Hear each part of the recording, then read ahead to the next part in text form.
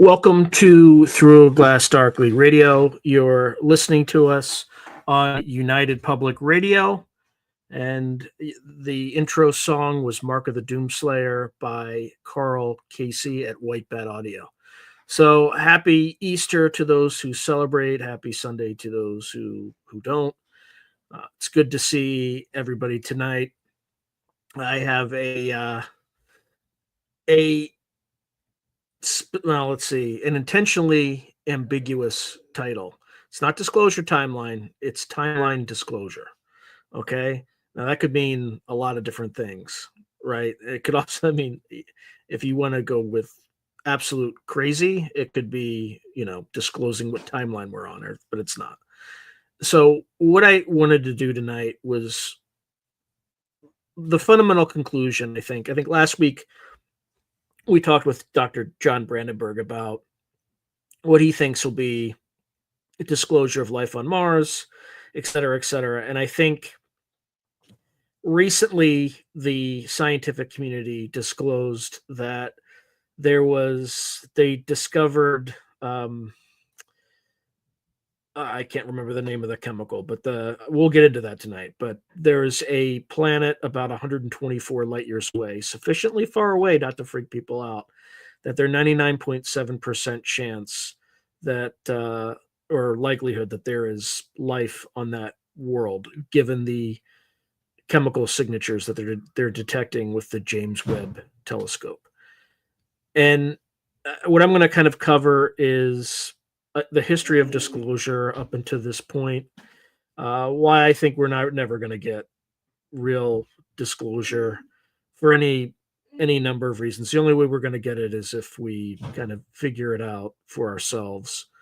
And I think we're more likely to see a Western civilizational collapse long before we'll see any disclosure. And I think that civilizational collapse is coming. I had like a private conversation with my friend Lynn Buchanan And I'm not going to say specifics, but there's stuff that I thought would happen, with just having military training and things like that, and he saw this in his remote viewing project back in 1996. So I would expect another pandemic of sorts to come. They're already, uh, you know, mass murderers, like, and I'm not going to say his name, but you all know who he is. Rhymes with algae, is already talking about a respiratory illness that's coming that will be much more severe, et cetera. And then, of course, they're going to have you take their gene therapies and whatnot. Um, what that will likely precipitate is, um, that and other things, right? There's also a solar minimum that is approaching that will peak in, I think, 2035, and that's when kind of the peak casualty rate is supposed to happen. After which people get fed up, and the targeted the purgings begin. After the elites um, destroy the lives of so many people that it no longer becomes something that can be ignored, whether wittingly or unwittingly. The population likely just loses it, um, in a way that is not bad for the population, but bad for the people who are in charge at that time. Okay. So again, hopefully this does not happen. Hopefully it doesn't. But looking at the signs, we're in the fourth turning. Things are not looking great. When a solar minimum happens, you have crop failures, right? You produce less food. There's going to be fewer people to harvest that food. The last, and again, it could just be a completely harmless thing. Nothing happens. But if you look it up, it's a potential scenario, and there's people running things right now can barely chew gum, let alone manage something like this. So, um,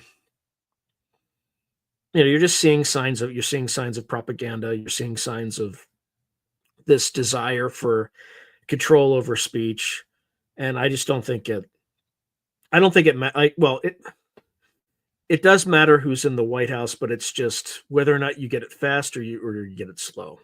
That's kind of the basis. I don't think there's anything Trump can do to stop it. I think Harris probably would have accelerated it, but um, think of it as a great filter. And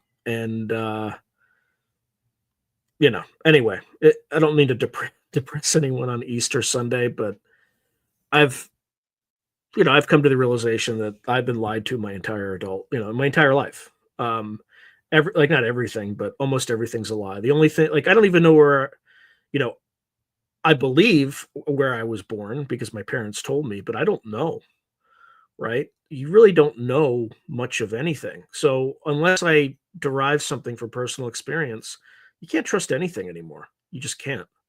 So a lot of what I'm going to talk about is going to be down this dark path. But let's see what folks are saying.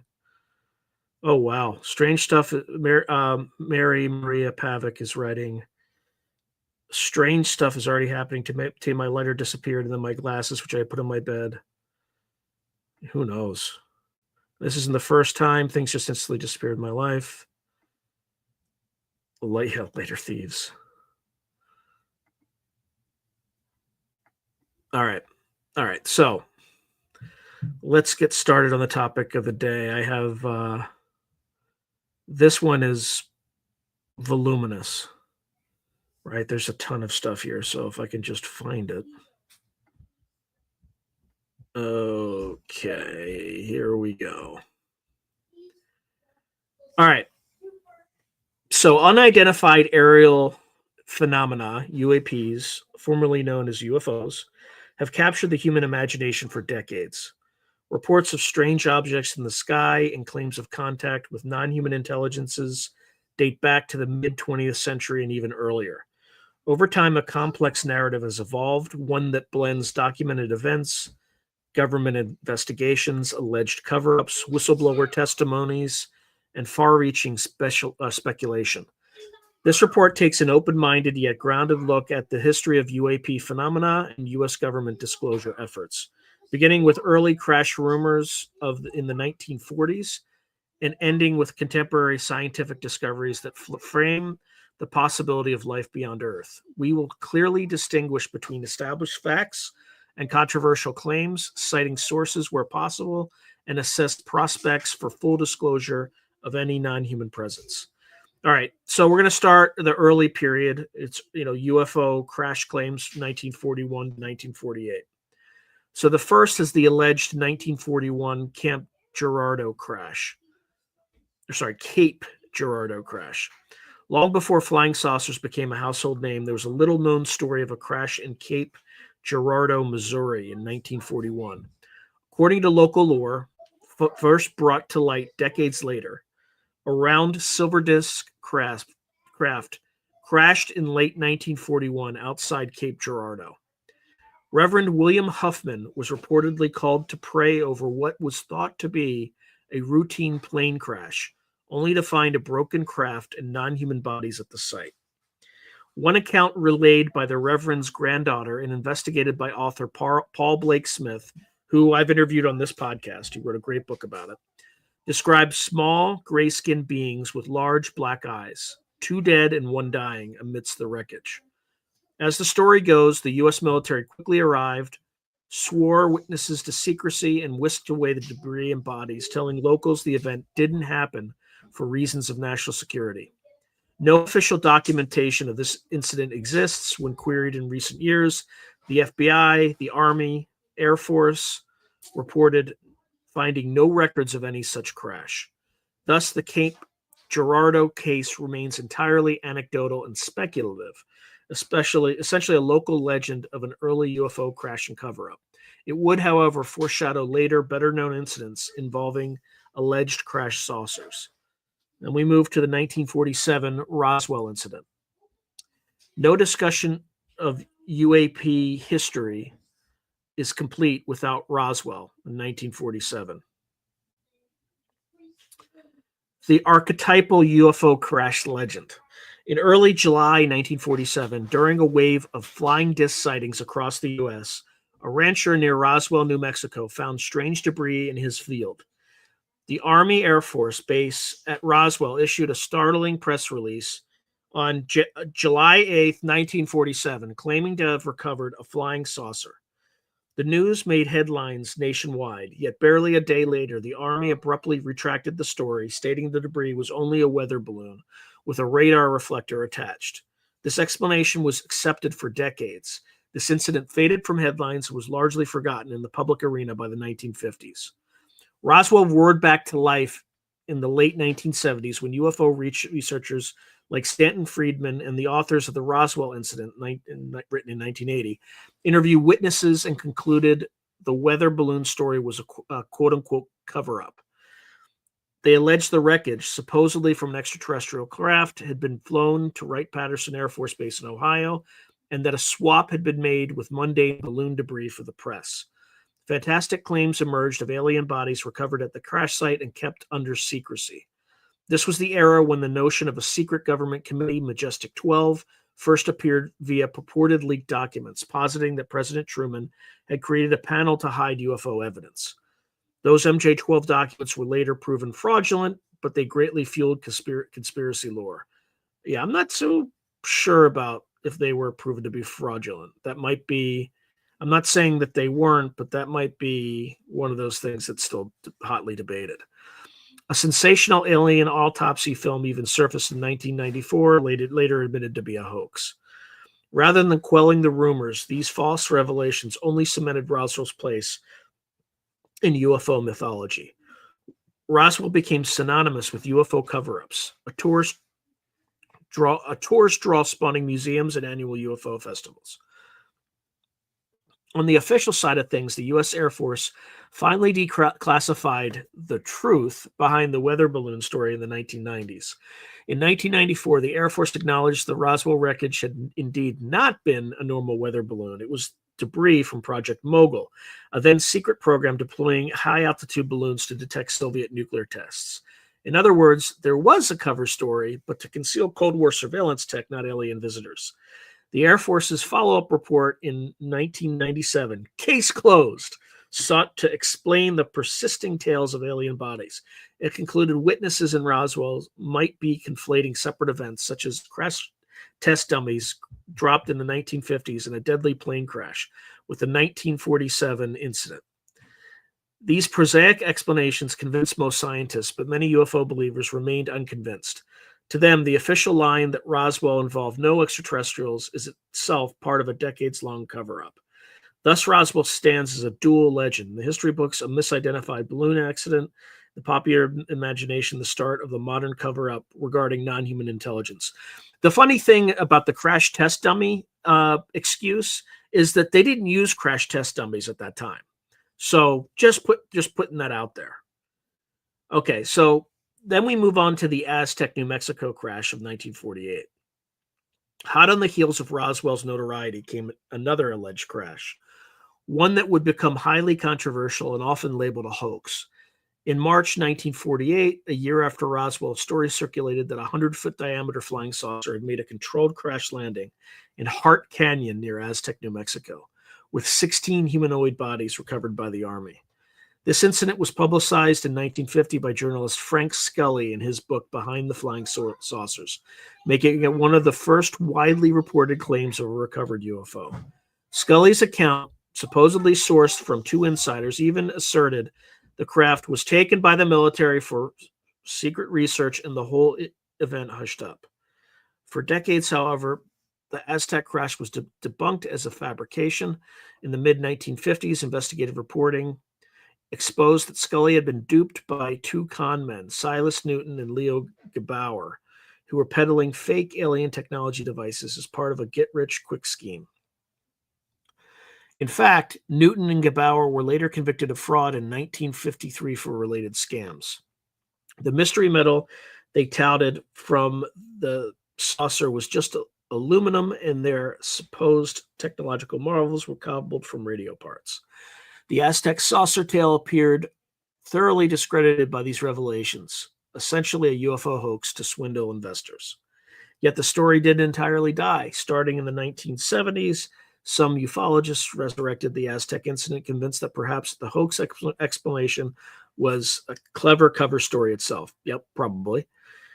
Books as recently as the 2010s, for example, the Aztec UFO incident by Ramsey et al., argue there is evidence a crash really occurred, alleging that the government engineered the hoax narrative to discredit the event. A declassified 1950 FBI memo, the Hoddle memo, described secondhand reports of a New Mexico saucer crash also fueled these theories until the FBI publicly clarified in 2013 that the memo was simply a second or third-hand claim, never investigated, likely repeating the same hoax story.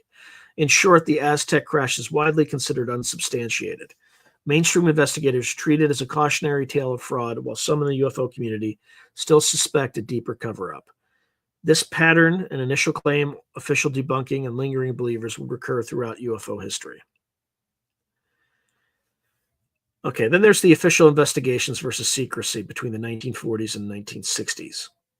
In the wake of incidents like Roswell, U.S. authorities launched formal UFO investigations, even as rumors of secrecy swirled.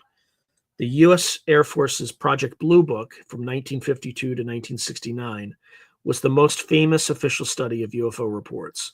Blue Book ultimately dismissed the vast majority of sightings as misidentifications or natural phenomena and concluded UFOs pose no national security threat.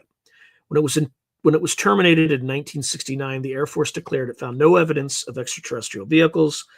This public stance of denial and trivialization led many to allege a cover-up. They believed truly unexplained cases were being concealed or that a separate secret investigation continued out of public view. Indeed, during the Blue Book years, there were classified programs like Project Aquarius, allegedly focusing on UFO data, rumored in UFO circles, although hard evidence of such programs was lacking. The tension between public skepticism and private belief even existed within government. In 1953, the CIA's Robertson panel recommended debunking UFO sightings and reducing public interest, partly to prevent false alarms during the Cold War. Yet behind closed doors, intelligence agencies quietly monitored certain UFO reports. This contradictory behavior, outwardly nothing to see here, move along, while quietly keeping tabs, helps seed the notion that the government knows more than it tells. The alleged Majestic 12 group is a case in point. The MJ-12 documents, first circulated in the 1980s, claim that a high-level committee of scientists and military leaders was formed in 1947 to secretly study retrieved alien craft and bodies, beginning with Roswell. Though these specific documents were exposed as hoaxes, the idea they described, a permanent conspiracy of silence, became a staple of UFO lore. In essence, from the late 1940s onward, two narratives ran in parallel. The official line that UFOs yielded no evidence of aliens, and an undercurrent of suspicion that a massive cover-up was in play to hide the truth. Fueling the cover-up narrative were the testimonies of various whistleblowers, individuals, often former military or government personnel, who came forward with claims of secret knowledge about UFOs. Some of these claims are highly controversial and lack proof, but they have nonetheless become famous in UFO history. In 1989, in a famous television interview, physicist Bob Lazar claimed he had been employed at a secret facility, S4, near Area 51 in Nevada, to reverse engineer alien spacecraft. Lazar described in detail a saucer-like craft powered by an exotic fuel, element 115, and even alleged he read briefing documents about extraterrestrials involved with Earth for 10,000 years. This story introduced the general public to Area 51's lore and popularized the idea that the U.S. government has alien technology in its possession. However, Lazar's credibility is widely disputed. No evidence of the supposed craft or element 115 has been provided, and investigators found Lazar fabricated parts of his education and employment history. Maybe not. Many UFO researchers themselves regard his claim with skepticism. Still, Lazar's account had enduring cultural impact, reinforcing beliefs that the government is covertly studying retrieved alien hardware in hidden bases. Then there's Philip J. Corso in 1997. He was a retired Army colonel. More specifically, he was an Army intelligence colonel. Corso wrote the day after Roswell, claiming he personally handled alien artifacts from the Roswell site while assigned to the Pentagon in 1961. He asserted he helped seed American industries with this recovered technology, which included fiber optics, integrated circuits, etc. Corso's book provided a dramatic insider narrative, but like Lazar's, its claims are largely unverified and considered speculative by historians. Well, or it's a first-hand account by the guy who handled this stuff. But, to each his own. It nevertheless added to the notion that breakthrough technologies may have extraterrestrial origins. It doesn't necessarily have to be extraterrestrial, right? Could be interdimensional, could be something else. A theme also later echoed by Paul Hellyer and others. Then there's the Disclosure Project witnesses of 2001. In May 2001, physician Stephen Greer held a press conference at the National Press Club in Washington, D.C., presenting dozens of former Air Force, FAA, and senior community personnel who gave brief testimonials about UFO encounters and alleged secret programs. This event, known as the Disclosure Project, was an attempt to pressure the U.S. government into acknowledging an extraterrestrial presence. While the witnesses provided intriguing stories ranging from radar tracking of UFOs to knowledge of alien bodies, no official records or physical evidence accompanied these claims, leaving them as anecdotal accounts. The ufology community's reaction was hopeful. Greer and his followers believed disclosure with a capital D was imminent. Indeed, ufologists have a perpetual faith in the imminence of disclosure, a rapturous confession by the government of its UFO secrets. However, official response was non-existent or dismissive. The Bush White House, for instance, simply stated it had no evidence of any extraterrestrial contact with humans when petitioned on the matter in 2011. Then there's recent whistleblowers from 2017 to 2023. A turning point came in late 2017, not from a lone leaker, but from investigative journalism. The New York Times revealed the existence of a Pentagon program called ATIP, Advanced Aerospace Threat Identification Program, that had quietly studied UAP reports for years. Along with this revelation came officially released Navy cockpit videos showing unknown objects exhibiting extraordinary flight characteristics. This disclosure was significant. It was an admission by the Department of Defense that unidentified aerial phenomena are real and puzzling, though no alien connection was stated. Following this, several former officials associated with ATIP and its successor efforts became vocal. For instance, Luis Elizondo, allegedly ATIP's former director, spoke out about the need to investigate UAPs without stigma. And Chris Mellon, former Deputy Assistant Secretary of Defense, advocated for congressional attention. Their efforts led to public congressional hearings on UAP and the establishment of a new UAP task force, now the All-Domain Anomaly Resolution Office. Most dramatic, perhaps, was the testimony of David Grush in 2023. Grush, an Air Force intelligence veteran, filed a whistleblower complaint and then testified under oath to Congress that the U.S. government and defense contractors have been running a multi-decade crash retrieval and reverse engineering program outside of proper oversight. He stated that non-human craft had been recovered and that 9 human biologics, or alien bodies, were in U.S. custody. Grush did not present physical evidence in the public hearing, citing classification restrictions, but claimed he had given Congress and the Inspector General detailed information, including the exact locations of these secret programs. His testimony remains unproven, but is notable in that it occurred in an official setting with legal accountability. It has renewed calls among some lawmakers and the public for greater transparency.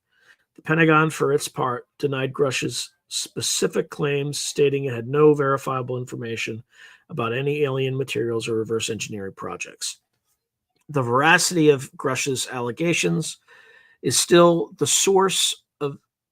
subject of intense debate. They are either one of the most important revelations of our time, or, in the skeptical view, perhaps misinformation or mistaken belief.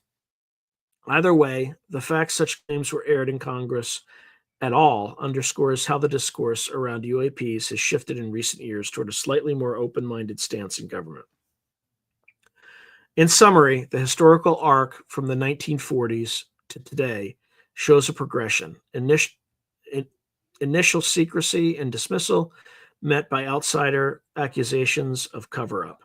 Periodic whistleblowers and leaks alleging hidden truths, and recently some confirmation that the government did conceal its interest in UFOs, for instance, ATIP, even while denying it. What has actually been confirmed publicly so far is far more modest than the extravagant claims of aliens and treaties, but it's enough to indicate that something real, though unexplained, is flying in our skies, and authorities know it. This tension between acknowledged unknowns and unacknowledged knowns feeds the ongoing push for disclosure. All right, let's see how we're doing. Just go to look at some of the comments. Okay.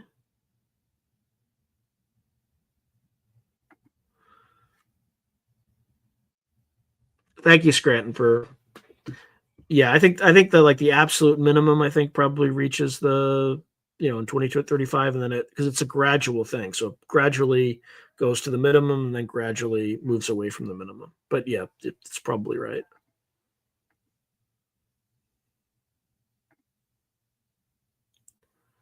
Yes, the grand solar minimum. That's correct. Interesting. Yeah, you should see what you can find down there. Hey, Miss Tammy, good to see you. How you doing, Logan? Good to see you.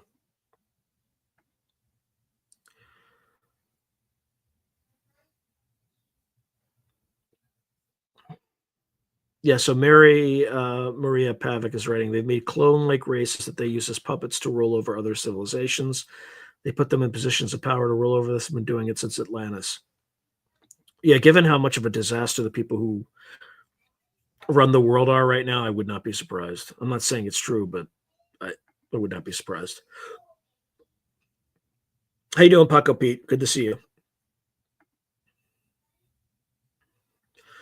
So Maria Pavic is saying the use is a food source, negative energy, and even the flesh. That's why they try to prevent us from advancing. They want us to keep us in prison here for the. Could be. And they hate truth tellers. That's why they interfere in our lives, like stealing things, etc. Huh.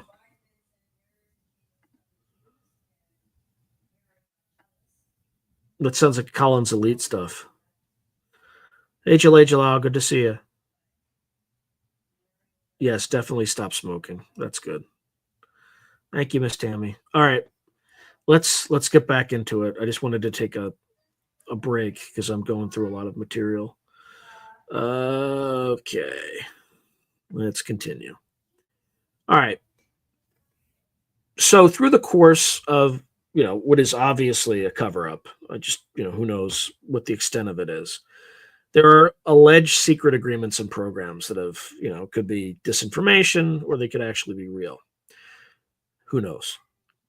Over the years, a number of sensational allegations have been made about top secret programs, treaties, and collaborative projects between the U.S. government and non-human intelligences. These claims are highly speculative and not supported by documented evidence, yet they form a rich tapestry of UFO conspiracy lore. Below, we examine a few of the most infamous legends, emphasizing that these remain unproven and are regarded as folklore or disinformation by most, but not all, historians. The 1954 Greada Treaty. This is President Eisenhower and the aliens. One persistent rumor in UFO circles is that President Dwight D. Eisenhower personally met with extraterrestrials and forged an agreement. According to this legend, often called the Greada Treaty, in 1954, Eisenhower had a secret meeting with a race of aliens known as the Greys at either Edwards Air Force Base or Holloman Air Force Base. The purported terms of the treaty were stark. The U.S. government and the aliens agreed not to interfere with each other, and in exchange for access to advanced technology, the U.S. would allow the ETs to abduct a limited number of humans for experiments, provided those humans were returned safely and their names were given to a secret committee, Majestic 12, overseeing the arrangement. In other words, the Greada Treaty is said to formalize a cold bargain, technology for tolerance of abductions. This tale also dovetails with claims that around the same time, a breakaway group of friendly aliens offered help to humanity, warning about our use of nuclear weapons, but they were turned away because they would not share weapons technology, leaving the door open for the less benevolent Greys to make their deal. It's a dramatic story, and there's no evidence that such a treaty ever occurred. Well, we'll just keep going. The Eisenhower meeting scenario appears to originate from anecdotal accounts that surfaced in the 1980s and 90s, further popularized by authors like Bill Cooper and whistleblowers of dubious credibility. Mainstream sources have never corroborated it. In fact, when asked, Eisenhower's relatives and historians have pointed out that Eisenhower's documented winter 1954 schedule included a brief disappearance at Palm Springs, often cited by treaty believers, but contemporary press indicated he had a chipped tooth and visited a dentist. I guess these guys never heard of a cover story, but let's keep going. Not met with aliens. Nevertheless, the Greada Treaty has become UFO gospel in some communities, tying together the alien abduction phenomenon with government complicity. Even an Associated Press article on UFO conspiracy beliefs noted that outer reaches of the community fervently hold that Eisenhower signed a secret treaty with gray aliens in 1954. They see the creation of the U.S. Majestic 12 group, the surge in abductions afterwards, and even things like the mutilation phenomena, which we'll discuss later, as fallout from the alleged accord. It must be stressed that no declassified document or credible witness from the Eisenhower administration has validated any of this. The Greada Treaty remains a modern myth, albeit a fascinating one that reflects Cold War anxieties and the mystique of President Eisenhower's leadership style during the UFO era. I definitely think there's more to it. I think if you look at the BSRA archives, you'll find more evidence that something happened there. Like there was a meeting. I don't know if a treaty was made, but there's documented evidence there, particularly, as I said, in the BSRA archives.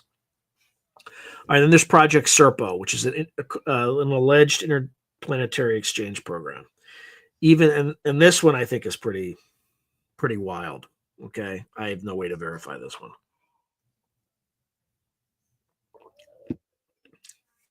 Even more cinematic is the story of Project Serpo, an alleged human-alien exchange program between the U.S. and an extraterrestrial civilization. According to this account, which surfaced anonymously on UFO forums in 2005, the scenario goes like this. In the aftermath of Roswell in 1947, one ET survivor, EBE-1, helped arrange contact with its home planet in the Zeta Reticuli star system. Eventually, in 1965, 12 specially trained American military astronauts were sent on a secret mission to the aliens' planet known as Serpo, aboard an alien craft. The team was to spend 10 years on Serpo, learning about the alien Eben race and sharing cultural knowledge. The story claims that only 8 of the 12 returned in 1978. 2 died on Serpo. 2 decided to stay behind there. And those returnees were kept in isolation until the early 1980s for debriefing. Fantastic details are provided about Serpo's environment, the aliens' peaceful society, and even the relativistic spaceflight. It supposedly took only 10 months traveling at 40 times light speed to cover the 39 light-year distance, an impossibility by known physics. The entire exchange program was said to have been top secret, known to only a few in the government. Anonymous postings about Serpo were compiled, and eventually a book was written by Len Kasten, treating the story as true. In reality, Project Serpo is almost certainly a work of fiction or a deliberate hoax. UFO researchers investigating the 2005 claims tracked them to a trio of known pranksters in the UFO scene, one being a former Air Force sergeant, Richard Doty, who had been involved in disinformation campaigns in the past. Okay, that's pretty good. If he's associated with it, it's probably not real. The Serpo saga appears to borrow elements from science fiction. Notably, it resembles the plot of Spielberg's Close Encounters of the Third Kind, which ends with a human exchange program.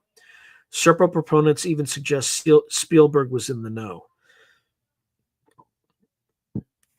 Rational analyses have pointed out numerous logical and scientific flaws. For example, the mismatch in distance and travel time, the glaring lack of evidence and inconsistent timelines.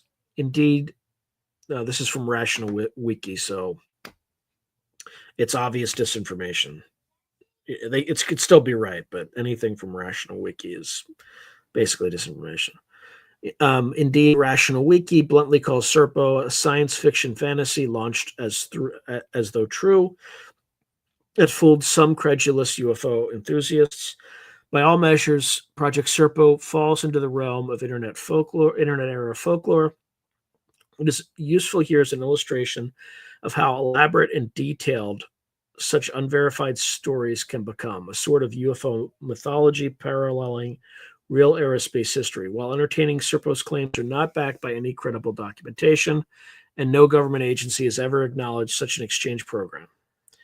It remains a cautionary tale in ufology about vetting sources. Look, it's probably unlikely to be true, but I wouldn't be that strong and say categorically. It's like, how do you prove a counterfactual? All right, then you have secret underground bases, okay? The DUMBs, right? Dulce and others. Another frequent theme in UFO conspiracy literature is the existence of underground bases where government and alien collaborations purportedly occur. The most famous of these is the Dulce base, said to lie under the Archuleta Mesa near Dulce, New Mexico. The Dulce story began in the late 1970s when a businessman and radio electronics enthusiast named Paul Benowitz became convinced he was intercepting signals from an alien craft from around Kirtland Air Force Base and the nearby Sandia Labs in Albuquerque. Benowitz's obsession grew, and by 1980, he believed aliens had a secret facility underground at Dulce, conducting sinister experiments on humans and livestock. His claims, some of which may have been influenced or exacerbated by disinformation fed to him by Air Force intelligence. Rick Doty, again, folks, specifically, an ironic subplot spread in UFO circles. By the mid-1980s, prominent ufologists like John Lear were picking up on the Dulce tale, adding their own twists. Lear even claimed independent confirmation of the base, and one writer used the pen name Jason Bishop III to publish lurid details. He later admitted he had fabricated those stories. According to the Dulce mythos, this underground base is a joint human-alien biogenic lab where terrible experiments are done. Think alien-human hybrids, cloned monstrosities, etc. And at some point, a violent conflict, the Dulce Wars, broke out between aliens and a U.S. Special Forces team in the caverns, resulting in many deaths. Some versions of the story align this conflict with the supposed breaking of the Greada Treaty if aliens overstepped the abduction quotas. It's a horror-tinged narrative that would be at home in an X-Files episode. Despite the sensational claims, no evidence has ever emerged of a base at Dulce. Geologically, Archuleta Mesa is remote and rugged, but multiple investigations and even a tourist UFO conference in Dulce have found nothing concrete, only locals who recall seeing unexplained lights in the sky, which could be test aircraft. Serious researchers classify Dulce Base as a classic conspiracy theory, a story that snowballed over time with added layers of intrigue. Political scientist Michael Barkin noted that the idea of deep underground missile installations in the Cold War may have given superficial plausibility to the Dulce legend, but the claims of genetic experiments and firefights put it well outside even the most far-fetched reports of secret bases. In other words, it's an extreme tall tale even by UFO standards. The Dulce papers, mysterious diagrams, and documents that occasionally surface online have never been authenticated. Paul Benowitz himself was institutionalized for a time due to his paranoia. It's now understood he was likely the target of a disinformation campaign by Air Force agents who fed him fake UFO data to distract him from real classified projects, inadvertently seeding one of the wildest UFO legends in the process. Beyond Dulce, other alleged alien bases get mentioned. For instance, some claim Area 51 in Nevada has underground levels housing extraterrestrial craft. We know that Area 51 is a real secret flight test facility because its existence was officially acknowledged in 2013. By the way, long after Bob Lazar came out with his claims. But no evidence of aliens there has surfaced. Similarly, Wright-Patterson Air Force Base in Ohio is often rumored to store alien material stemming from Roswell lore. Another is Mount Shasta in California, tied more to folklore of ancient beings. The common thread is a belief that somewhere hidden from public view, humans and aliens might be working side by side. As of now, these remain unverified claims. In the case of Dulce, we can fairly say it's a modern myth, even if inspired by genuine cattle mutilations or clandestine military flights. The extravagant stories of an alien underground lab have no factual corroboration. They don't talk about Phil Schneider. Phil Schneider claims to have actually been there. Who knows? He was a geologist, apparently. That said, the cultural impact of the Dulce legend has been significant. It introduced the disturbing idea that shadowy elements of our government might be in cahoots with aliens in unethical activities, reinforcing the darkest perceptions of cover-up narratives. Beyond crash retrievals and secret treaties, the UFO-UAP topic has entangled itself with a range of bizarre phenomena reported from the 1960s onward. Two notorious ones often mentioned in the same breath as UAPs are cattle mutilations and alien abductions. These may or may not be directly related to craft in the sky, but many theorists have tried to connect the dots, suggesting they are part of an overall pattern of extraterrestrial activity on Earth. Here we explore these phenomena, noting where speculation runs ahead of the evidence. All right, so starting in the 1970s, ranchers across the American West began to report a grisly and puzzling trend. Cattle and other livestock were being found dead, with surgical, bloodless mutilations. Typically, the carcasses had certain organs or body parts cleanly excised: ears, eyes, tongues, reproductive organs, and intestinal, lower intestinal tissue. I'm not going to say the A word. With an almost clinical precision.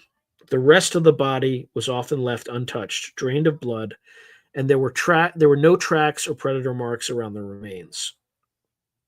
Over just a few years, thousands of such cases were logged, spanning states from Colorado and New Mexico to Nebraska and beyond. The wave peaked around 1975 when Colorado alone saw nearly 200 mutilation reports between April and October, garnering so much attention that the Colorado Associated Press voted it's the state's number one story of the year. Public concern rose to the point that U.S. senators got involved. Senator Floyd Haskell of Colorado urged the FBI to investigate, and Senator Harrison Schmitt of New Mexico, a former Apollo astronaut, held a symposium on the issue. Under pressure, the FBI did open a limited inquiry in 1979 focused on cases on New Mexico's Indian reservations. The theories to explain cattle mutilations span a wide spectrum. Some law enforcement and ranchers suspected cult activity or satanic rituals, given the odd nature of the cuts. In fact, a 1980 Royal Canadian Mounted Police investigation blamed a cult for mutilations in Alberta, and an Iowa report also pointed to Satanist groups. Others believed it was covert government action. Unmarked black helicopters were frequently reported near mutilation sites, leading ranchers to suspect that some federal agency was covertly harvesting cattle, perhaps to test for radiation or develop biological weapons.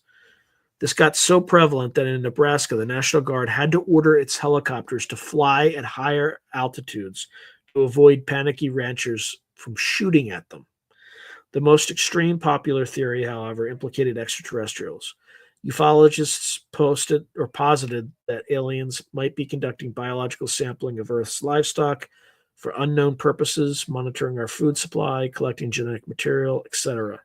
Notably, many mutilation reports coincided with UFO sightings or mysterious lights in the sky, and investigators like Linda Moulton Howe took the ET hypothesis seriously. Howe's award-winning 1980 documentary, A Strange Harvest, examined cattle mutilations, and in her 1989 book, An Alien Harvest, she concluded that alien life forms were likely involved, potentially linked to human abduction reports as well. Officially, after years of study, no clear culprit was identified. The FBI's own investigation in 1979 was inconclusive. Their final report suggested most cases were due to natural predation and ordinary scavenger activity, despite how strange it looked, a conclusion many ranchers flatly rejected. Again, as I said at the beginning, our government just lies to us about almost everything. Some veterinary experts pointed out that what seems like surgical removal could be explained by dehydration and bloating, because the skin splits neatly. And small scavengers like burrowing larvae that selectively eat soft tissues.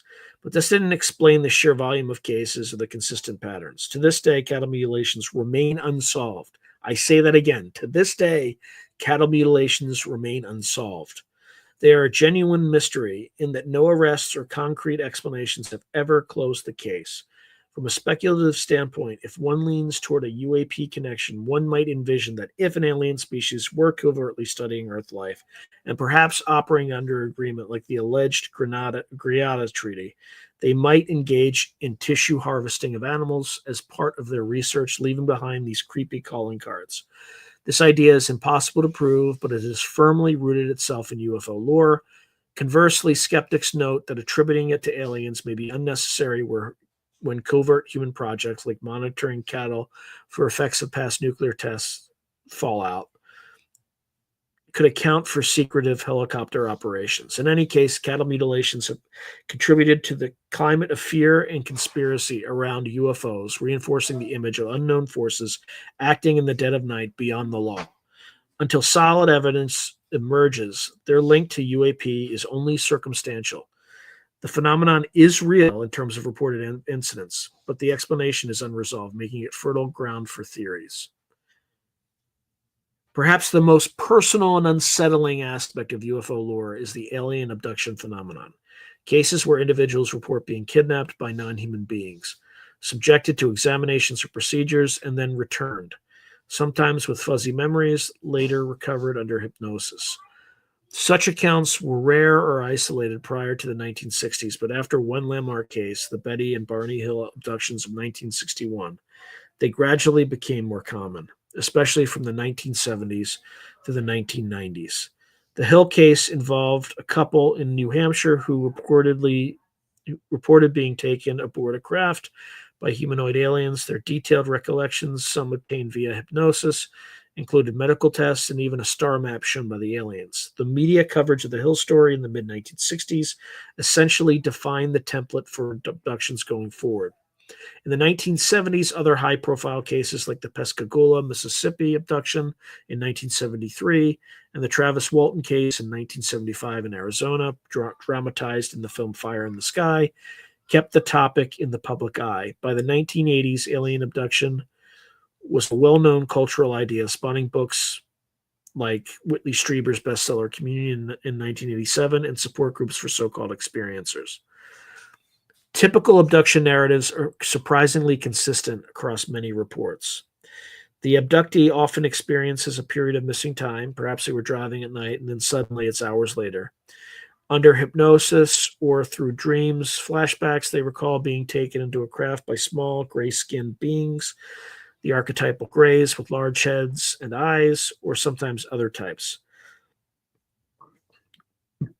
They describe being laid out on a table and subjected to clinical procedures, probes, scans, extraction of bodily samples,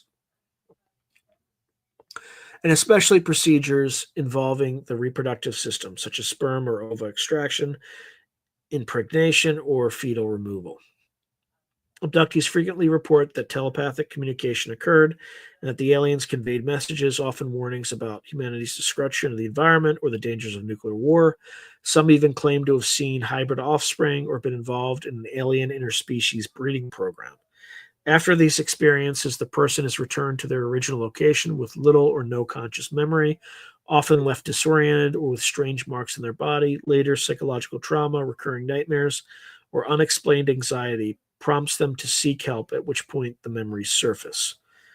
From a scientific and psychological standpoint, the consensus explanation for abduction experiences does not involve literal aliens. Research suggests that factors like sleep paralysis, hypnagogic hallucinations, and false memory syndrome can account for many of these reports.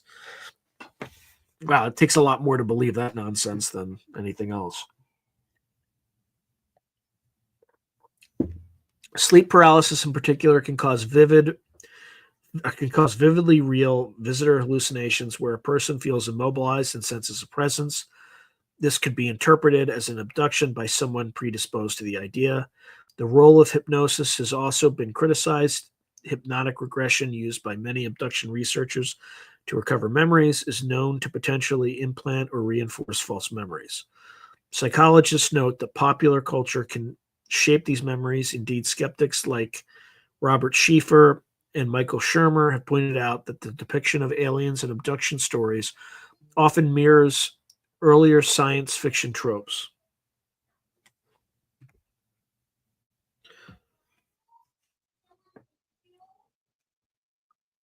For example, the bald, big-headed alien figures became common after similar creatures were seen in 1950s movies, and the notion of invasive medical exams might reflect human fears more than alien reality. Additionally, abduction claims have notably declined in frequency since the late 1990s, which some attribute to the ubiquity of cell phone cameras.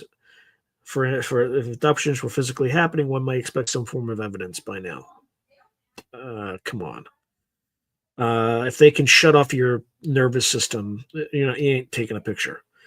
In short, mainstream experts view abductions as a psychological cultural phenomenon rather than literal truth. However, not everyone in academia dismissed the experiences. The late Dr. John Mack, a Harvard psychiatry professor, famously studied over 100 alleged abductees and controversially concluded that their experiences could not be explained away easily and that they were largely not psychotic or lying. Max stopped short of saying aliens definitively were doing this, but he did not argue the phenomenon was an authentic mystery that challenged our understanding of reality. He noted that many abductions showed real trauma, yet otherwise were normal, sane individuals. Max's openness to the possibility of some genuine, extraordinary encounter, even if perhaps not physical in a conventional sense, gave some legitimacy to abduction research. Other researchers like Bud Hopkins and David Jacobs actively promoted the idea that abductions were real and widespread. Jacobs hypothesizing a covert alien program to create human alien hybrids. These claims remain highly controversial. Harvard even convened an inquiry into Max's work in the 1990s due to its radical implications, though ultimately it reaffirmed his academic freedom to study it. If we entertain the speculative scenario where abductions are indeed what they appear to be, extraterrestrials taking humans, then it raises profound questions. Are these abductions random or part of a systematic plan? Could it tie back to things like the Greada Treaty, which allegedly allowed these abductions? Some abductees feel positive about their experiences, believing they were chosen to receive messages, or even that aliens have a benevolent interest in guiding humanity. Others feel violated and view it as malevolent interference. No hard evidence, like clear photographs, physical implants of indisputable alien origin, has yet settled the matter. Thus, in the realm of disclosure, alien abduction is a tricky subject. It's inherently anecdotal and often subjective. Government agencies have not admitted to any knowledge of abductions and indeed would be complicit in a grave crime against citizens if the treaty idea were true. The topic remains mostly in the domain of private research and the experiencers themselves. Any future disclosure of non-human intelligence, if it ever happens, would have to grapple with whether these personal accounts were real interactions or not. Until then, alien abduction stands as a polarizing phenomenon, either a remarkable proof of ongoing alien intrusion or a kind of modern folklore arising from the depths of the human psyche. As a footnote, it's interesting that reports of abduction-like experiences have occurred in many cultures and eras, often interpreted through different lenses. For instance, historical accounts of succubi, elves, jinn, or other supernatural beings kidnapping people share parallels with alien abductions. This suggests the timeless human experience possibly being reskinned in contemporary times as extraterrestrial scientists. Whether that indicates a psychological archetype or a real entity manifesting in different guises is an open question. Then there's speculation of ancient extraterrestrial influences. The UAP topic often extends not just to present-day mysteries, but to ancient history and even our neighboring planets. One bold hypothesis that has gained attention in recent years is the idea of an ancient civilization on Mars that met with catastrophic destruction, possibly at the hands of another intelligence using nuclear weapons. This falls under the realm of astroarchaeology speculation and touches on the broader ancient aliens meme, albeit with a unique twist of a cosmic war. Mars has long fascinated humanity as a potential abode of life. We now know Mars was once much wetter and Earth-like billions of years ago, but some have pushed beyond mainstream science to suggest that intelligent life may have arisen on Mars, and that evidence of its tragic end is evident today. Our friend Dr. John Brandenburg, a plasma physicist who worked on NASA projects, is a chief proponent of this theory. He argues that certain isotopic anomalies detected in Mars's atmosphere and surface can best be explained by the detonation of nuclear devices in Mars's distant path. Specifically, Mars has an unusually high ratio of the isotopes of xenon-129 in its atmosphere, far higher than other planets. On Earth, xenon-129 is a telltale signature produced in large quantities by nuclear fission. For instance, it's a dominant xenon isotope in fallout form from nuclear bomb tests. Specifically, I think it's hydrogen, and that's, a hydrogen bomb, which is a fusion device, not fission. But a fission process kicks off the fusion process. Brandenburg also points to reported high concentrations of radioactive thorium and uranium on the Martian surface in certain regions. In his view, the simplest explanation is that Mars experienced at least two massive airburst nuclear explosions in the ancient past, powerful enough to spread these isotopes globally and turn the surface red with a fine layer of oxidized debris. The red dust of Mars, he suggests, could be rust from a nuclear conflagration. As dramatic as it sounds, Brandenburg has published this hypothesis in conference proceedings and even written a book titled Death on Mars: The Discovery of a Planetary Nuclear Massacre. He speculates that a thriving Martian civilization, perhaps living in the Mars Cydonia Mensae region, where the famous face on Mars and pyramid-like life landforms appear. That's the DNM pyramid. Though those features,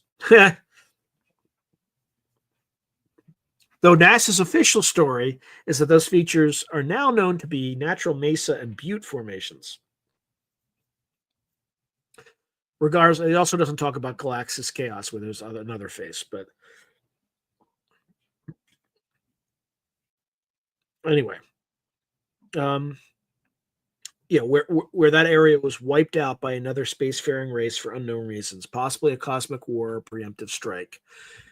In one iteration of the story, he muses that Mars might have had life contemporaneous with early Earth, and maybe a hostile alien civilization felt threatened and genocided the Martians using nukes.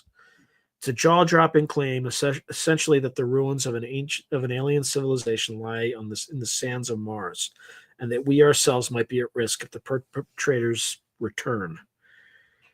What does mainstream science say? Unsurprisingly, most planetary scientists do not endorse the theory. The Xenon-129 enrichment on Mars is real, but conventional explanations exist. Xenon can be produced by other processes, and fractional accumulation over billions of years might occur through atmospheric escape.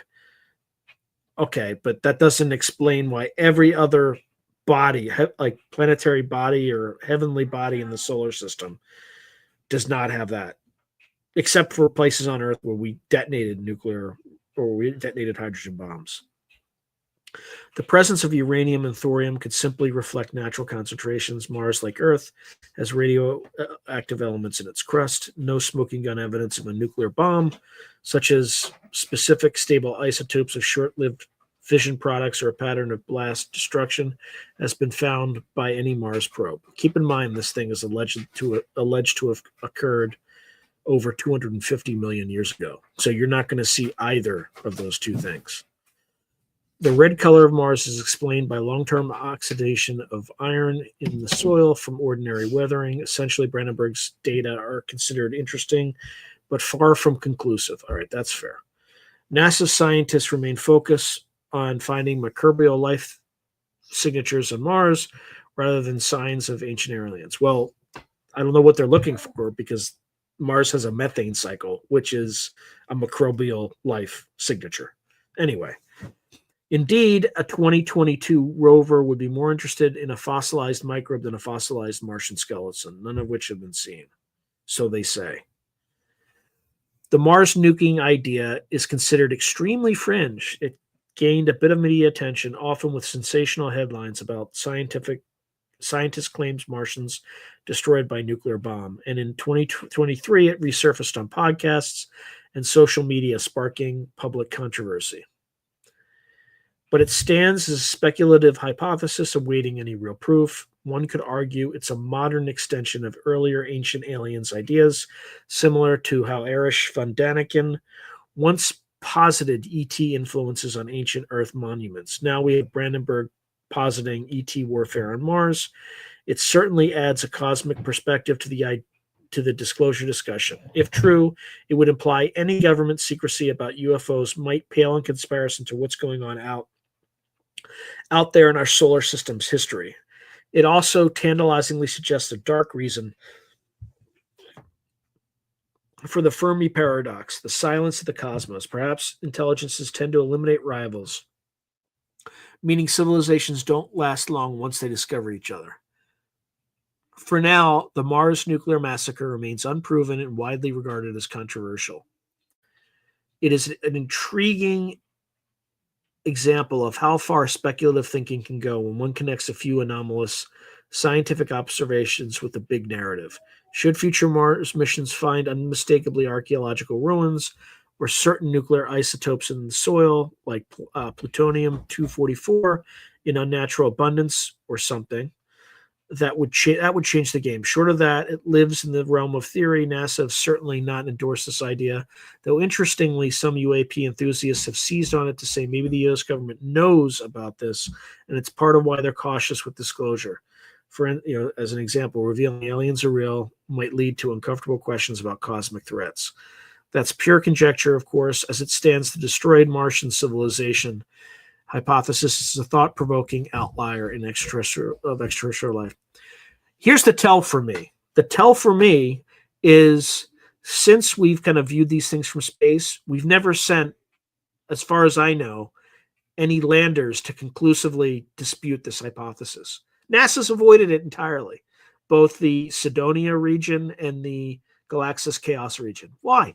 Why would you avoid it? Why don't you just, if you're going to lie, if you're going to tell us that nothing's there, show us. And of course they don't. You know why? Because they lie to us. They lie to us about literally everything. While stories of crashes, cover-ups, and cosmic conspiracies abound, it's important to also recognize the strides of mainstream science in exploring life beyond Earth. Interestingly, as scientists uncover more evidence that life might exist elsewhere, the public becomes more open to the possibility that some UFOs could be related to extraterrestrial intelligence. Recent discoveries about exoplanets and biosignatures don't directly prove anything about UAPs on Earth, but they set the stage by establishing that we are not necessarily alone. One development that has excited both astronomers and the UFO-interested public alike is the study of exoplanet K2-18 Bravo. Okay, I'm going to take a break before we get into this. And let's see. Let me just see if I can get back to where I left off.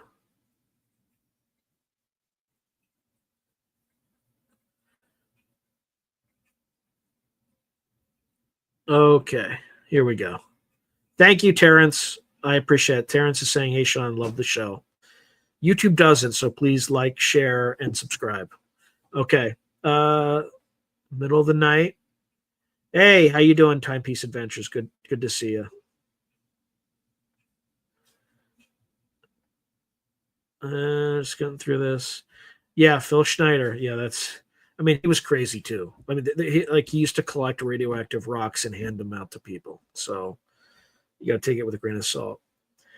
Peaches Cream is writing, if you follow the fourth turning styled paradigms, you have to accept that this is all part of an inescapable cycle of civilizational events that we all, yeah, very likely. Okay, so Jalal Jalal's writing, Greer says he has firsthand witnesses that have been the dumbs and lists 18 locations to date. So Maria Pavic, I talk about the fourth turning all the time. Let me, hold on. There's a book that I have not read yet, but I want to read. It's called Generations. It's by William Strauss and Neil Howe. And what it does is it looks at various generations going all the way back. And there are 4 turnings. And each turning is like a civilizational cycle. They last each turning lasts about 20 years, more or less.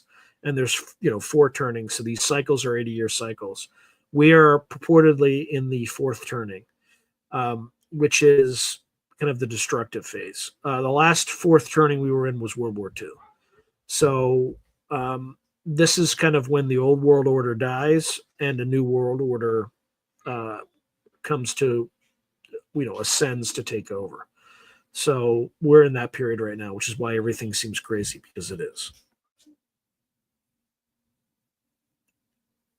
Okay, I'm just going through. Yep. Miss Tammy was all over it. She got there long before I did. So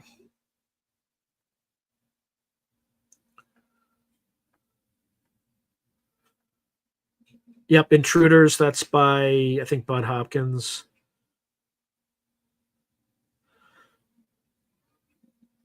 Yeah, no, I don't think sleep paralysis does not cause implants. Agree, Michael. Hey, how you doing, Gray Al? Good to see you, man.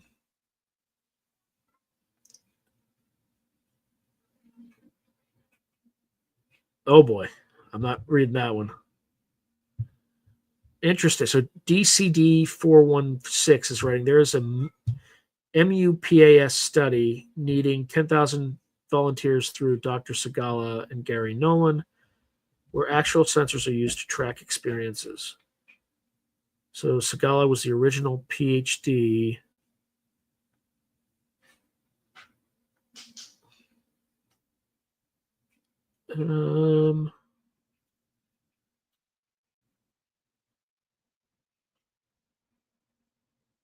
Interesting. It's on his Hellfire Remote Viewing Club YouTube channel. So Solite US expat for folks listening, saying, I haven't watched it yet, but Daz Smith did a remote viewing target on the New Jersey drones. It's on his Hellfire Remote Viewing Club channel, YouTube channel, 1 hour, 42 minutes long. Yeah. So Fast Mama Gemma saying the moon is the only hollow moon in the solar system.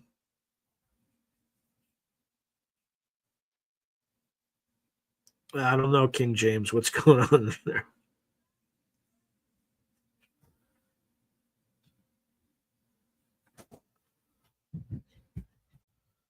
Okay. I'm just sorry, folks, if I'm moving fast. I just want to get through everybody. Yeah, someone definitely. There's definitely infrastructure on that surface. Yeah, there's also the 1 million. Like, well, it was beyond 1 million years, right? They just said they were just told to go back 1 million years, and he didn't see much, and then he just said go back as far as it takes to see people. So it was greater than 1 million years ago. It very likely could have been this period of time.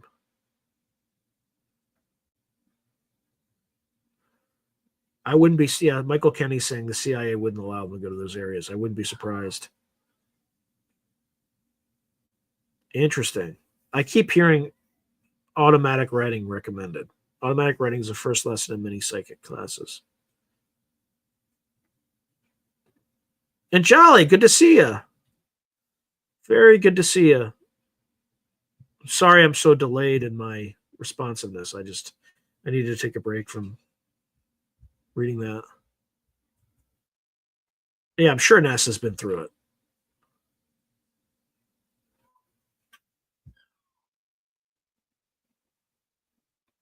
It's been okay. So Scott Ian is writing. It's been suggested that the current push to update public tech is in order to bring us up to speed before known ET groups introduce themselves, avoiding the rule that if two civilizations meet, yeah. Yep, the lesser one perishes. Okay, how are we doing? Okay, looks like I'm about 5 minutes behind on these comments. There's a probability that we have never landed on the moon. Yeah, I believe we landed on the moon.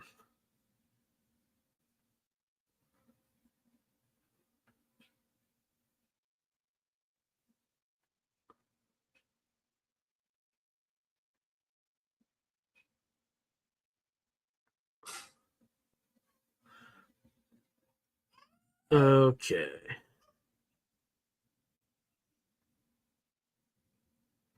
Yeah, there's a weird story about the Soviets when they sent somebody up to I think it was Phobos, and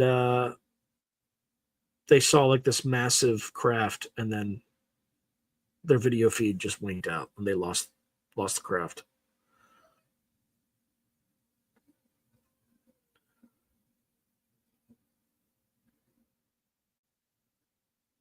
Yeah, that's a good question. Terrence Wills is writing, if they're showing us what they can do with dire wolves, what do you think they aren't showing us?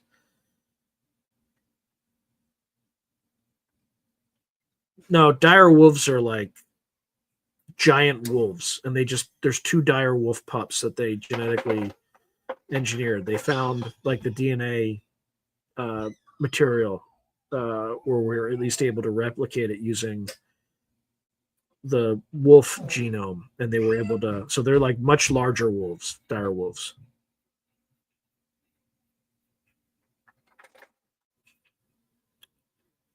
I did not hear Cernovich's take on the moon landing, but if you read the book, it might be above top secret, but I think they used like a code word Santa Claus, something like that. Like we got some Santa Clauses here or something like that when they were on the moon. It was kind of code for that. Yep.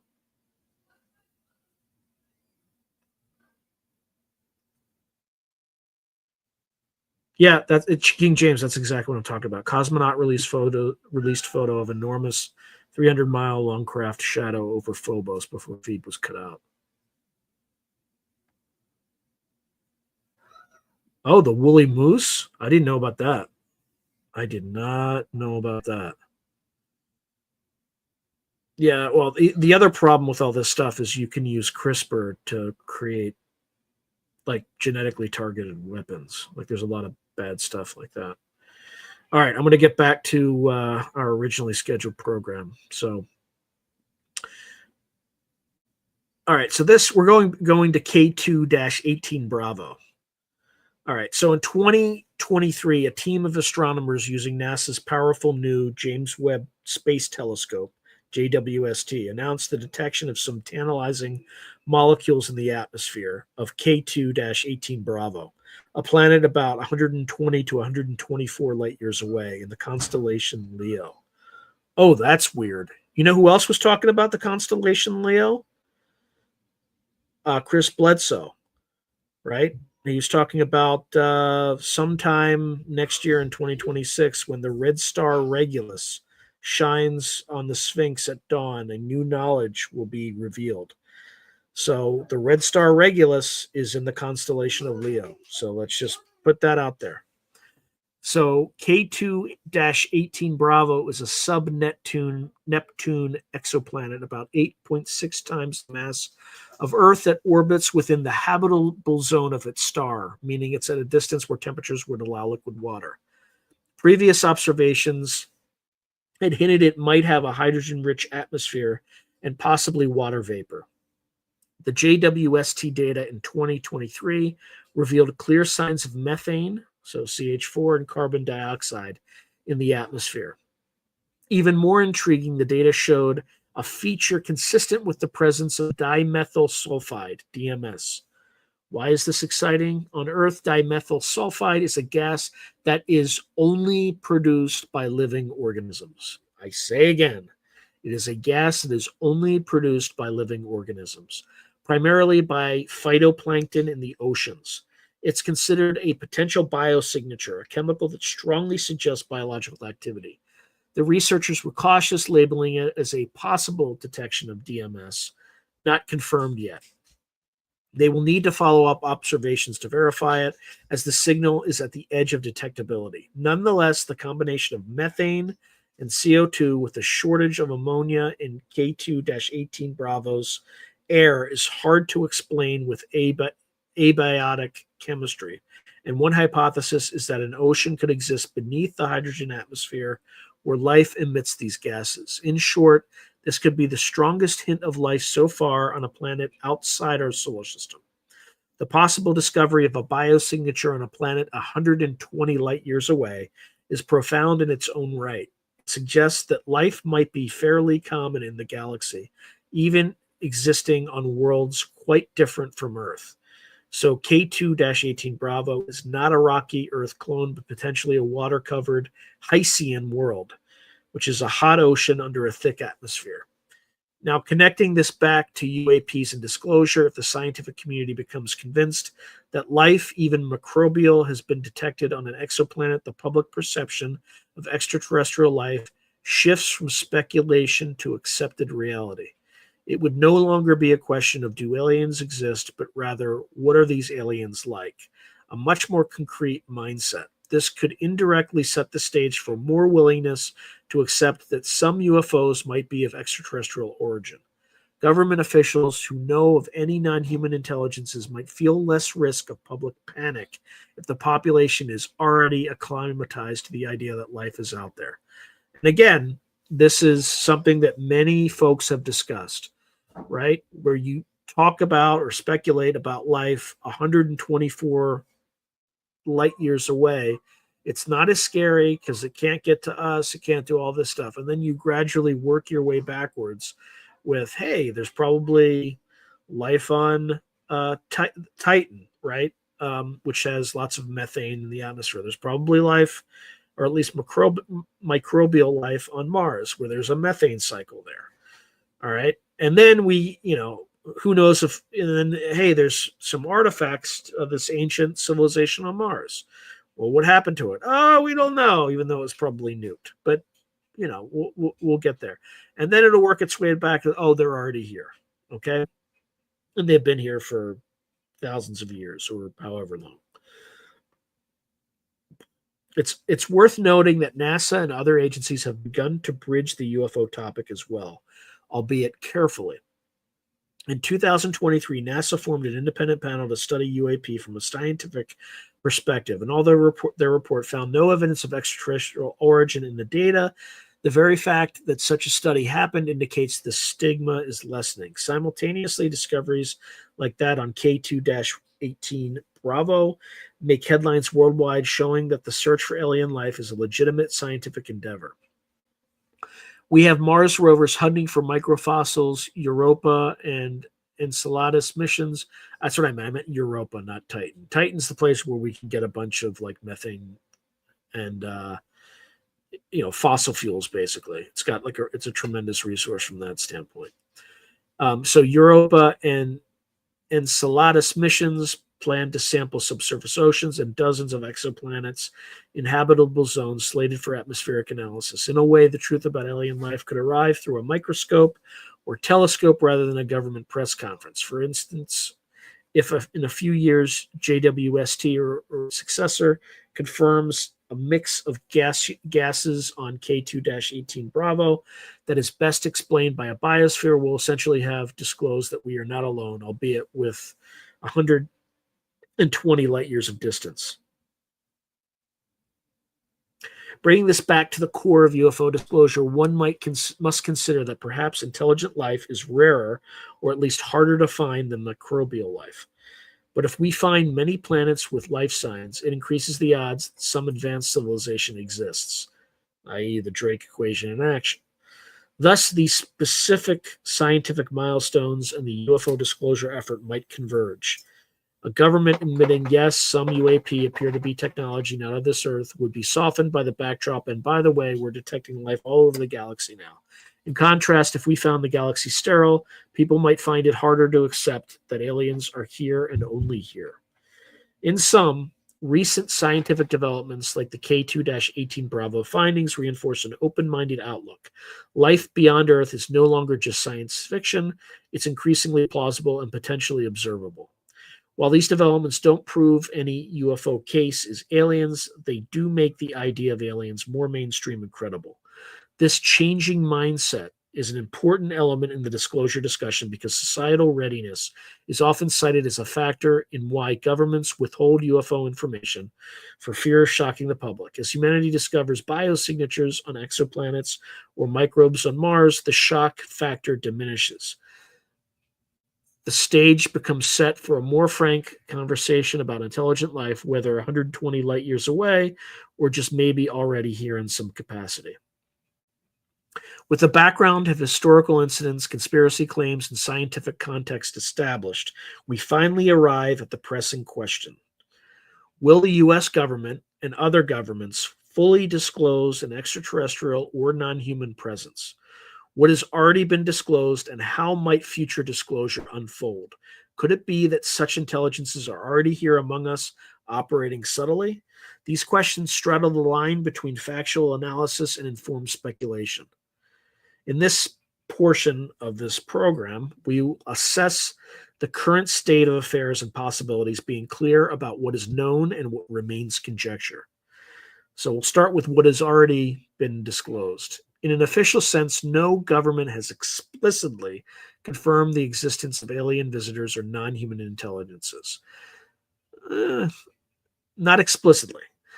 That level of disclosure, yes, we have evidence of ET, has not happened. However, there have been notable partial disclosures and acknowledgments, especially recently, that shift the landscape. The government has publicly confirmed that UAP, unidentified anomalous phenomena, are real, and that some incidents remained unexplained even after analysis. This is exemplified by the June 2021 ODNI report to Congress, which listed 144 UAP cases since 2004, with the majority unsolved. While that report did not mention aliens at all, it marked the first time since the 1960s that the government admitted a significant number of UFO sightings by military personnel defy prosaic explanation. The Pentagon has also declassified and released UAP videos. The FLIR 1, gimbal, and Go Fast videos taken by Navy fighter jets in 2004 and 2015, which show objects exhibiting extraordinary flight characteristics. Navy pilots and radar operators involved have given testimony that these objects performed maneuvers and speeds beyond known aircraft capabilities. For instance, instantaneous acceleration, hypersonic velocity with no sonic boom, etc. Importantly, the Pentagon has officially stated that these videos are authentic and the phenomenon in them remain unidentified. High-level officials are also talking about UAPs more openly. We've seen members of Congress, including Senators Marco Rubio, Kirsten Gillibrand, and others, speak to the media about the need to investigate UAP for national security. Former CIA Director John Brennan mused in a public interview that some UAP might be a different form of life beyond our current understanding. Even former President Obama acknowledged on a talk show in 2021 that there are objects in the sky. We don't know exactly what they are. We can't confirm. We can't explain how they move. That's been paraphrasing his comments. Such statements don't confirm alien origin, but they show unprecedented candor that there's something genuinely mysterious afoot. Internationally, other governments have also released UFO files or admitted interest. For instance, France's CNES has a department, GEIPAN, that investigates UFO reports and has on occasion stated that a small percentage remain inexplicable. The UK, Brazil, Canada, and others have declassified thousands of UFO reports from past decades.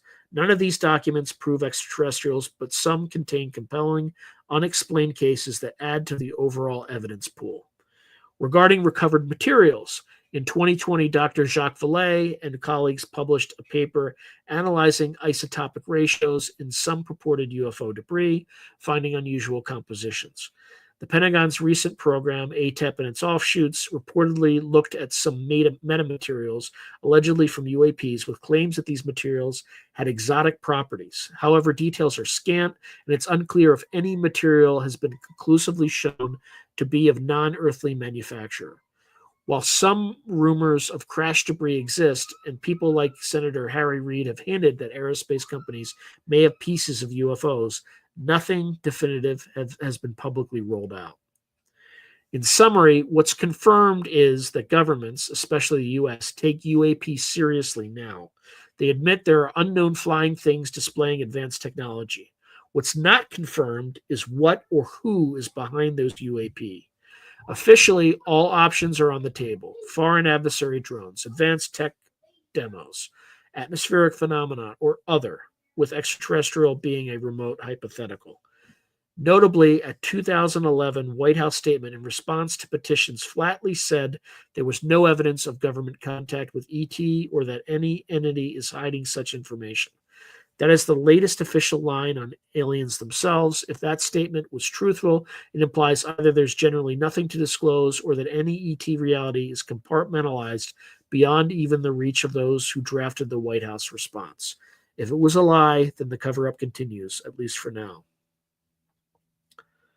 Among ufologists and disclosure advocates, there's often a feeling that full disclosure is just around the corner.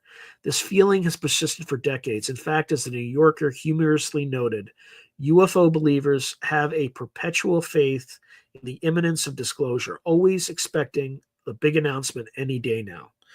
In the 1990s, it was thought the end of the Cold War might prompt disclosure. In the 2000s, Stephen Greer's efforts and the internet buzz kept anticipation high. Now in the 2020s, with Congress actively legislating on UAP transparency, for instance, a 2024 amendment in the NDAA seeking a repository of historical UFO records, there is again a sense that we might be on the threshold of breakthroughs. How likely is imminent disclosure really? It depends on what disclosure means. If we mean official admission of extraterrestrial intelligence, that hinges entirely on whether the government actually has something extraordinary to reveal in the first place. If indeed, hypothetically, they have a crash saucer locked away, or bodies, or ongoing contact, then one could argue the probability of disclosure has never been higher. Because public and political pressure is mounting, whistleblowers are coming forth, and the stigma is lessening. We saw with the Grush revelations that even claims of alien craft can hit mainstream news and be discussed in Congress without the world falling apart. Perhaps officials who have long kept quiet feel that the public is ready now, unlike, say, in 1950. One can imagine a scenario in the near future where, spurred by congressional demands or a new leak, a Pentagon spokesperson might say, yes, over the decades, we have recovered some material and devices of unknown origin. Our analysis suggests we are not alone. That would be a watershed moment. Is it likely? It's still hard to say. It requires those holding the secret, if it exists, to decide to open up.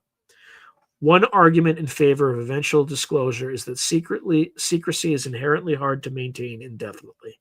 As more time passes, more insiders come out on their deathbeds or through whistleblower protections, etc., and younger generations in government might not share the old attitudes of secrecy. Furthermore, if other countries, say hypothetically Russia or China or a private company like SpaceX, stumble on proof of aliens, the U.S. would lose the option to control the narrative.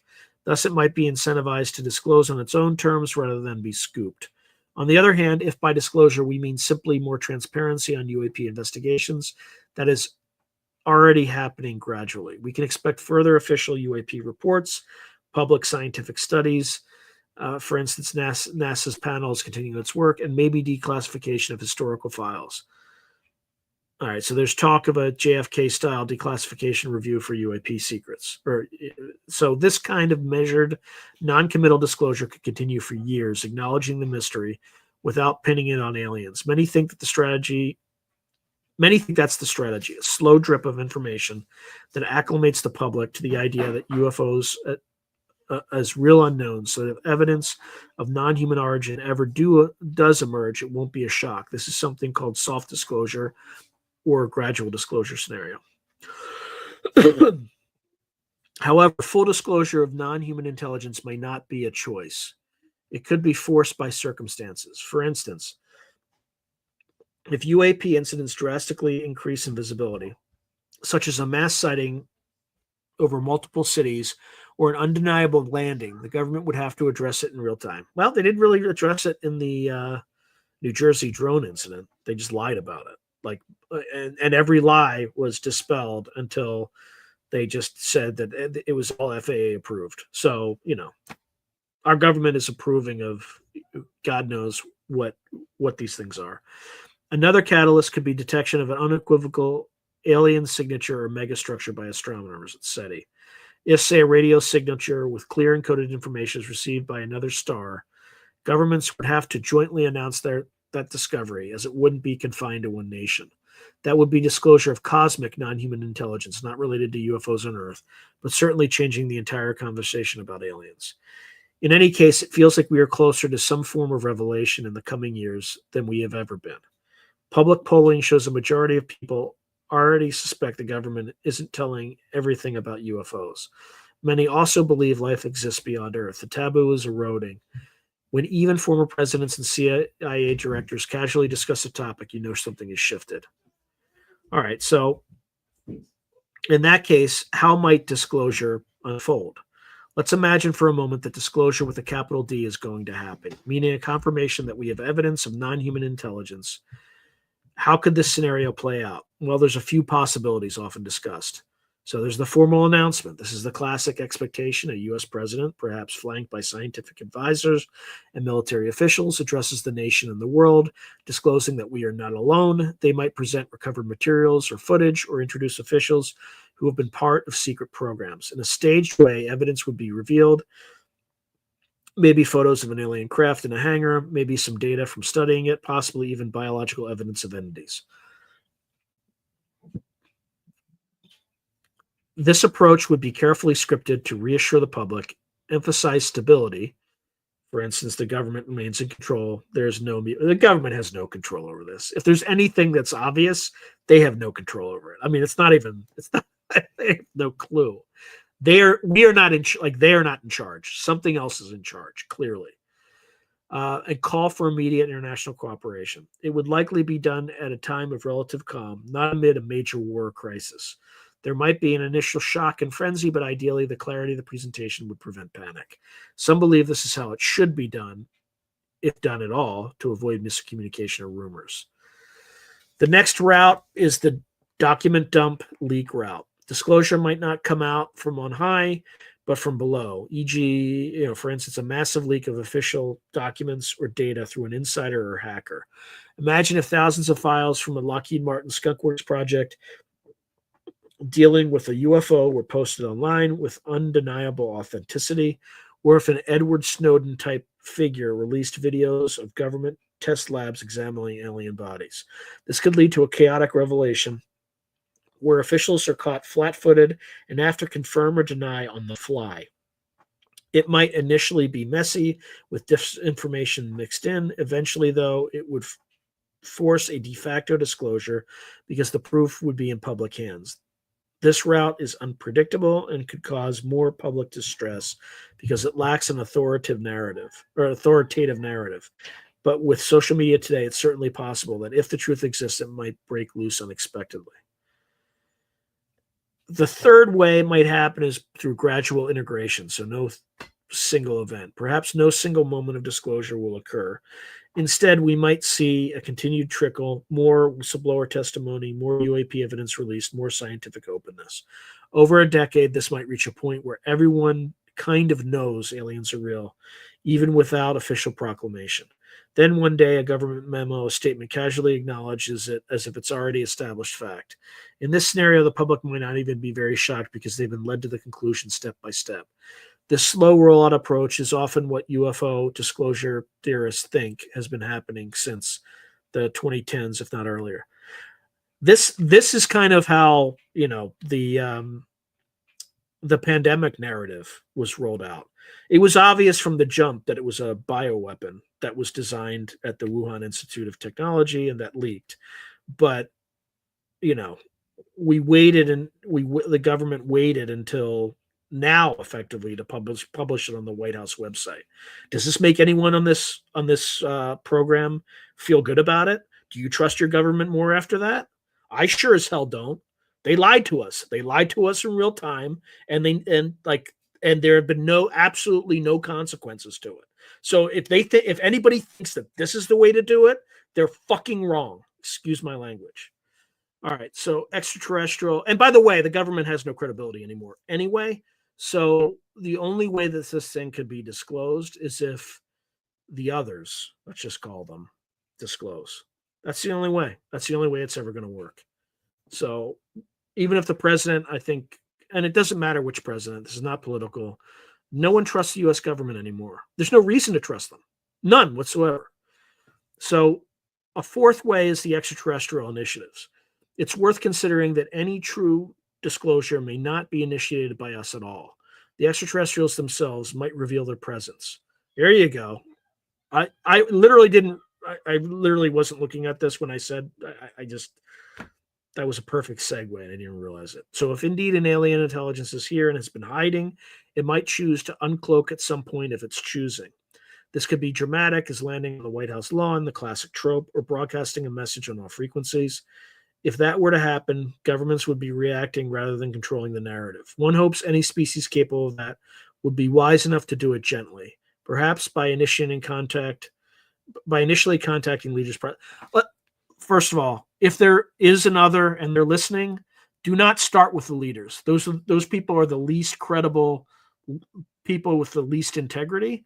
Start from the bottom up. Do a bottoms up approach so that so our leaders are caught flat footed. Because at this point, like, we're in the fourth turning, and most of them need to go. So I'm just going to put that out there. And when I say need to go, I mean peaceful, turning and all that stuff, no violence, etc. But if the others are listening, the best way to do it is through the bottom up. Okay? Just ignore the leaders entirely. Most of them are psychopaths. Of course, this is pure conjecture. We do not know if any aliens are here or what their intentions are, but logically, disclosure is a two-way street. If we're dealing with autonomous intelligences, they have a say in when they make themselves overt. And then, of course, there's what I think is the most likely scenario: no disclosure. Status quo continues.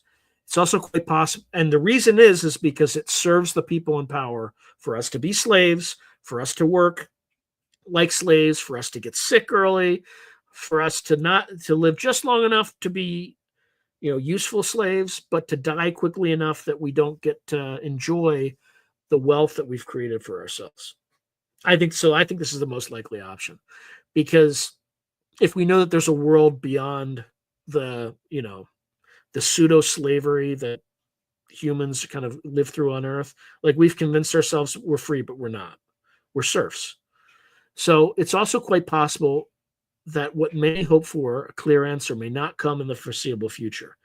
If the reality is that we truly lack concrete evidence, i.e., there might be exotic UAP, but even the government can't trace them to ET, then there might never be a grand revelation, only endless investigation. Or if there is evidence, but secrecy holds firm, we could see another few decades of the topic being mystified but not resolved.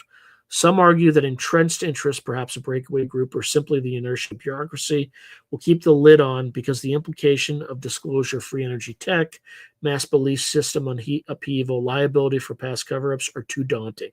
That's exactly right. The people don't want to, our betters don't want to lose all their toys, right? They don't want to lose their slaves, and they don't want to be devoured by them. Ufology history is littered with predictions of imminent disclosure that failed to materialize, so one must acknowledge the possibility that the current momentum could also stall. Assuming some form of disclosure does occur, it's likely to be accompanied by extensive context. This means we'll hear why the secret was kept. So, for instance, national security during the Cold War fear. This will be fun to listen to. Listen to, like, whatever lie they concoct. Man, it's going to be fun to like immediately shoot down. What the government knows and does not know. They might say, yes, some vehicles are non-human, but we have not actually made contact or figured out their origin, and assurances about our safety. Expect involvement from scientific figures to discuss how this fits with our understanding of life in the universe. There may also be religious outreach, considering the impact on faith communities, though interestingly, many religious leaders have indicated such a discovery wouldn't shatter faith, just broaden it. One also wonders, would disclosure be total or phased? There's no way it'll be total, because there'll be some legitimate national security secrets that you can't reveal. Even I would allow for that. Even after an initial bombshell, we have alien craft, there might be further secrets that are drip fed. For example, maybe first they admit to vehicles, later to bodies, later to actual communication with aliens, etc. Depending on what is true, they might not spill it all at once. The adjustment for humanity might be planned in stages, especially if there are negative aspects. Oh, and there are negative aspects, I guarantee that. Like say some abductions were real and not pleasant. How would that be told to the public without causing anger or fear? All right, so the next question is are non-human intelligences already here, operating in the shadows? So what's the possibility that intelligent non-human entities are already here on Earth, perhaps working behind the scene? This idea, while sensational, is a recurring theme in conspiracy theories and even in some official statements. Let's unpack it carefully. There are multiple levels to aliens are already among us. On one hand, you have the benign concept often discussed by figures like Paul Hellyer, the former Canadian defense minister we met earlier, that several extraterrestrial species have been visiting Earth for ages, and some blend in with human society. Hellyer famously stated that he's learned of 4 species of aliens routinely visiting Earth, and that some of them look just like us. You could sit next to one on an airplane and not know, including tales of alien ladies going shopping dressed as nuns in Las Vegas.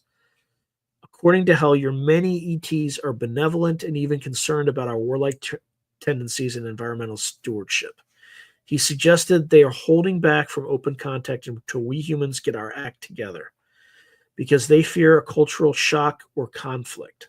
He also asserted that some technological leaps, microchips, fiber optics, Kevlar, came from alien inspiration, implying a quiet collaboration in certain quarters. This narrative paints a picture of aliens as covert observers and occasional helpers, possibly working through select human partners. It's a very optimistic scenario in terms of their intent, though it does mean our institutions have likely been infiltrated to some degree by non humans, or at least by their guidance.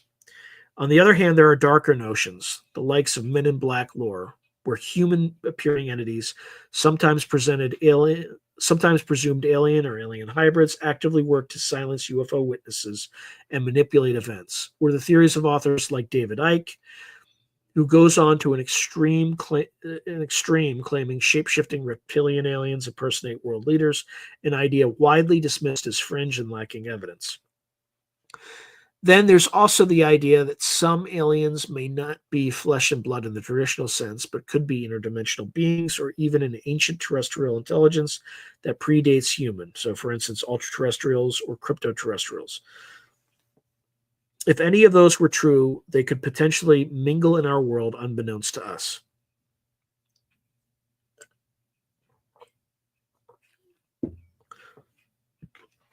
So is there evidence of non-humans among us? No hard evidence, no.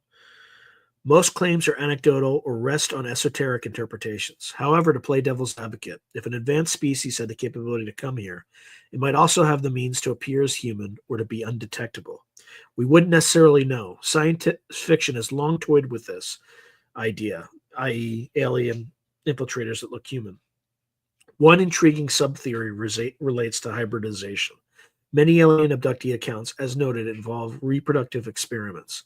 Some experiencers claim that the aliens were created human-alien hybrids and that these hybrids might be living among us. A few women even reported mysterious pregnancies that ended abruptly, with the implication being the fetus was removed and grown elsewhere.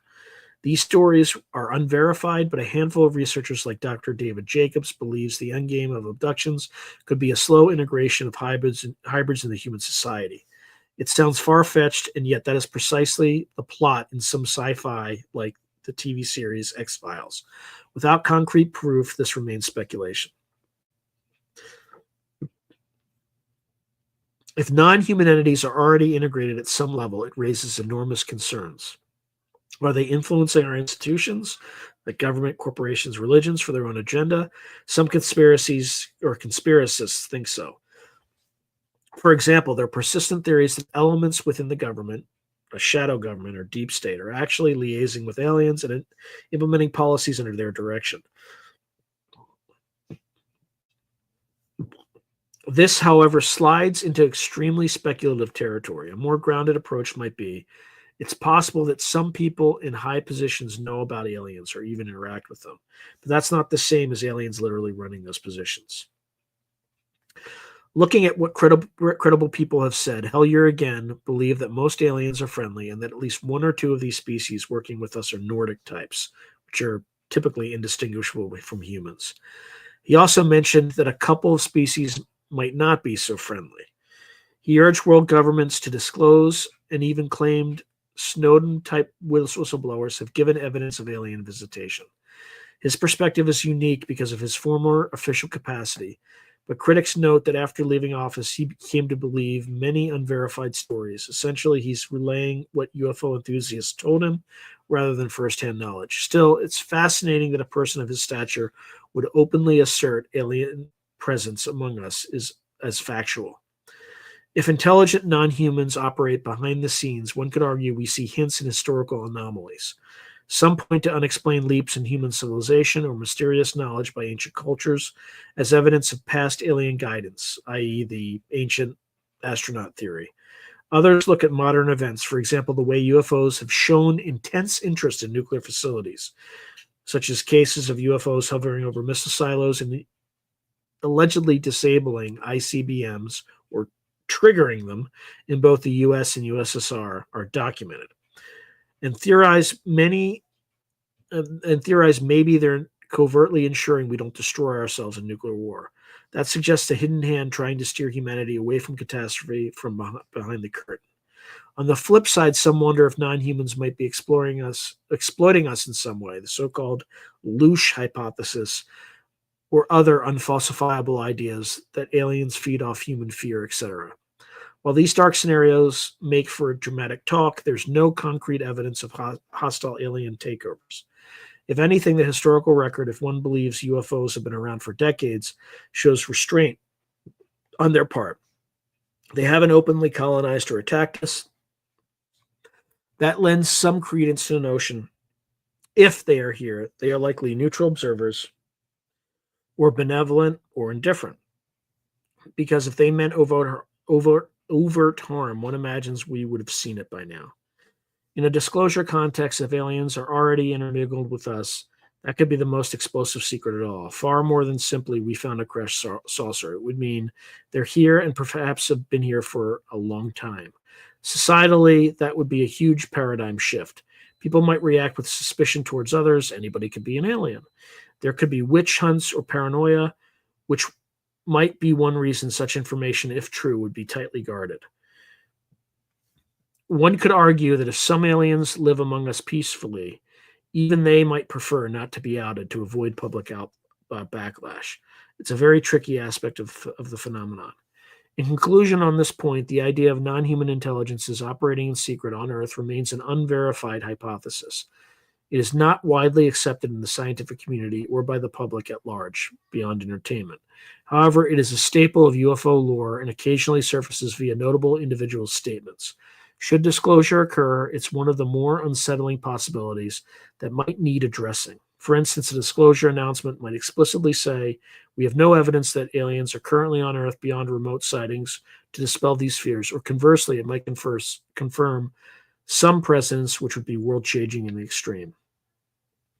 So in conclusion, the story of UAPs, from the hazy accounts of a Missouri preacher in 1941 to the halls of Congress in 2023, is a complex tapestry woven of verified events, mysterious encounters, cover-ups, suspicions, and speculative leaps. We have seen how initial incidents like Roswell seeded the idea that perhaps someone out there has visited, and how the subsequent Cold War climate could have driven secrecy. We traced how, over time, a subculture of ufologists and whistleblowers emerged, sometimes surfacing remarkable claims like crashed saucers, secret treaties, alien collaborations, without definitive proof. Parallel to that, the legitimate scientific quest for extraterrestrial life has made strides, finding thousands of exoplanets and even hints of life's chemical signatures in distant atmospheres. These scientific advances don't validate the UFO lore directly, but they make the prospect of life in the universe ever more real, and by extension, lend a little more plausibility to the notion that some life might be technologically ahead of us and possibly here. As of now, the U.S. federal government's stance on UAP has shifted from outright denial to cautious acknowledgement of the mystery. They admit some things seen by pilots are beyond our current understanding, but they refrain from speculating on origin in public. Pressure is building for more transparency. Even legislation is being proposed to open UFO archives. It feels like we are in a moment akin to the final chapters of a long detective novel. Clues are coming together, secrets are starting to unravel, but we don't have the full resolution yet.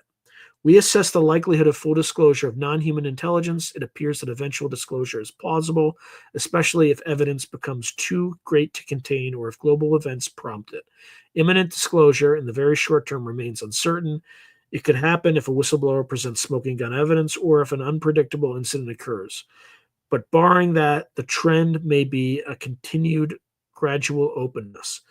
The government might prefer to normalize the idea of UAPs first, which they've done a remarkable job of since 2017. UFOs are no longer a tinfoil hat topic in the news, then perhaps later dip into the harder truths. How might it unfold if it does? Possibly a carefully managed release of information, perhaps in collaboration with other major nations and scientists to minimize shock and maximize understanding. The world's response would depend on how much context and reassurance accompanies the news. One hopes it would be more marvel and less panic. Our species has a way of absorbing even the most astonishing things and moving forward. Consider how the revelations of the atomic bomb or genome editing or the internet itself changed society, yet we adapted. Learning we are not alone would be profound, but humanity would grapple with it and eventually incorporate it into our worldview. Finally, regarding the idea that aliens are already here among us, it remains one of the more controversial assertions. No official body has ever hinted this is the case. If it were true, it would suggest a scenario almost out of science fiction in which disclosure might even involve introducing an alien individual or confirming that some historical figures were alien. That's highly speculative. It's mentioned here to be thorough, but it's a claim with virtually no public evidence. Until that changes, it will continue to live in the realm of theories and the fringes of the disclosure movement. In presenting this report, we maintain an open-minded tone, considering possibilities without endorsing unfounded claims. It's clear that some aspects, like Roswell's UFO nature, the reality of any secret treaty, or the presence of alien bases, are widely disputed and unconfirmed. We've labeled them as such and provided sources that often include the skeptical or official perspective. So, for instance, FBI clarifications on Roswell and Aztec. Other aspects like the government's genuine UAP investigations and the scientific discoveries of exoplanets are solid facts backed by evidence and cited accordingly. This dichotomy between what we know and what we think might be is at the heart of the UAP discussion. In closing, one might say the UAP UFO issue is ultimately a quest for truth about our place in the cosmos. Are we being visited? Have we been visited in the past? Or are all these phenomena something entirely different? Perhaps natural phenomena we don't understand yet, or advanced human tech in black projects. The U.S. government holds many secrets, but also many scientists within it honestly seek answers. The coming years will likely see increased collaboration between military intelligence and scientific communities to solve this riddle. And if indeed the answer is yes, there are others and we are not alone, that disclosure, whenever it comes, will mark a turning point in human history, opening a new chapter that has been imagined in fiction for generations but never officially confirmed. Until then, we must navigate carefully between enthusiasm and skepticism, keeping an eye on the skies and an ear on the ground for what one day, when speculation becomes confirmation. All right, let's go through the comments. Ooh, that was a long one. That was a long one. So let's see, where do we end up?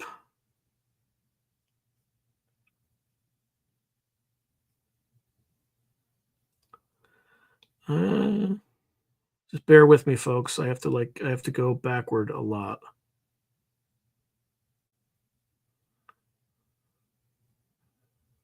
Okay.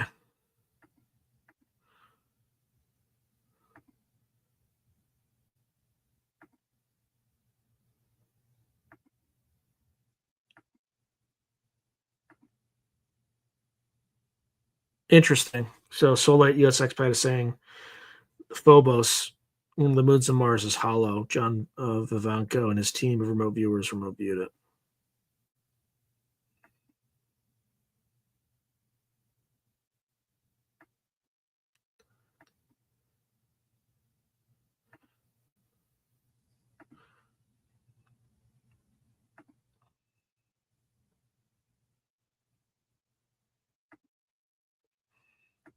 All right. I went through a lot of these already.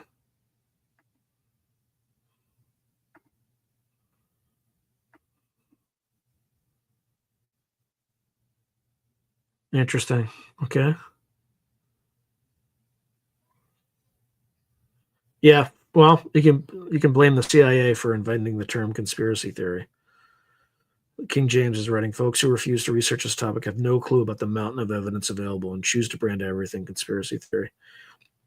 Yeah, basically the nightly news. Everything you hear in the nightly news is a conspiracy. We've learned, if you haven't learned that since 2020, then you haven't learned anything. So Terrence Wills is writing, does it feel like AI and alien disclosure are on parallel tracks? It seems like it.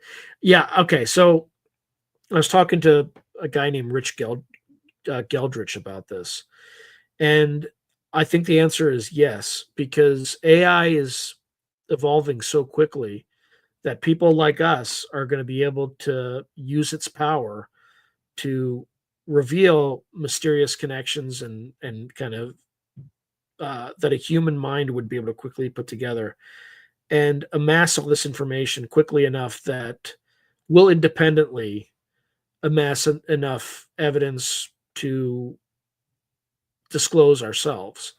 So government is going to be caught flat-footed. They can either slowly reveal information as this develops, or they can manipulate AI. Guess which one I think they'll do, right? I think they're going to start manipulating AI pretty soon. I mean, they already have, right? Like try Gemini, right? It's a if you wanted to draw a picture of a white Yahtzee, right? You can't. like so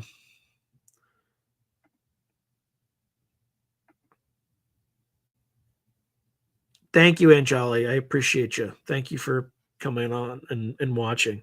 Yes, please do hit the like button, and also just share as much as you can, because YouTube's not. Like YouTube is definitely just as a data point. I made more money with less views. So with 20% of the views, I made more money on Spotify than I did on YouTube in the last month.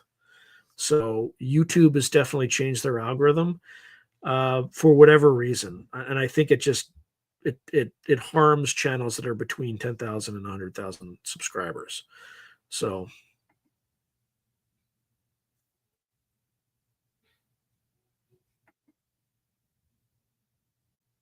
yep, Michael, you're 100% right. For any piece of news, ask the question, "Why am I being told this?" And the second question you ask is, "Who benefits from this information?"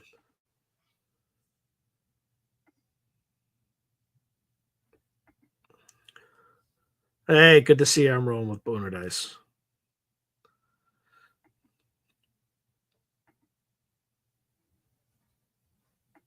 I'll see you, King James. Happy Easter.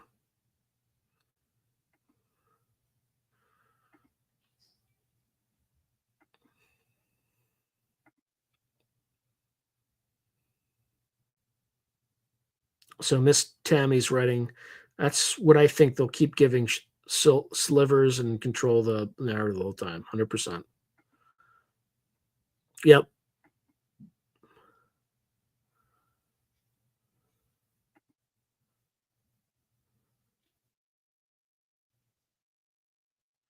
So Terrence Wills is writing. Do you get the feeling they're only telling us anything because they have to? They definitely aren't doing it.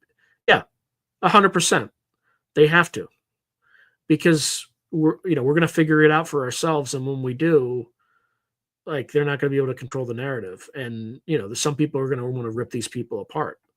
So yeah, of course.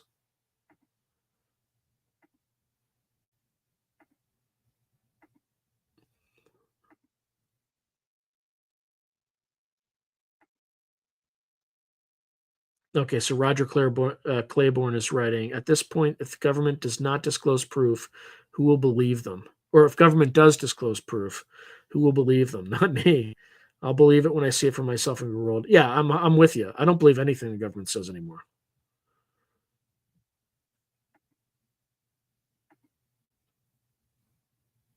Okay, so Roger Claiborne writes, I believe the government planned it all and released the C word and the V word leaking out accidentally, just another cover. I don't know. It's a far leap for me to think that they're that psychopathic, but it is interesting that when China, Japan, the United States have a demographic crisis, right, where the aging population is reaching a critical mass, most diseases that come out attack the weakest elements of the population, which tend to be the very old and the very young. This one uniquely targets the very old. It's clearly, like, particularly for the Chinese, who have the biggest problem with an aging demographic, that solves a big problem for them. So I would not be surprised at all if, I don't know, maybe it was accidentally on purpose released, but it was definitely designed to to reduce that population.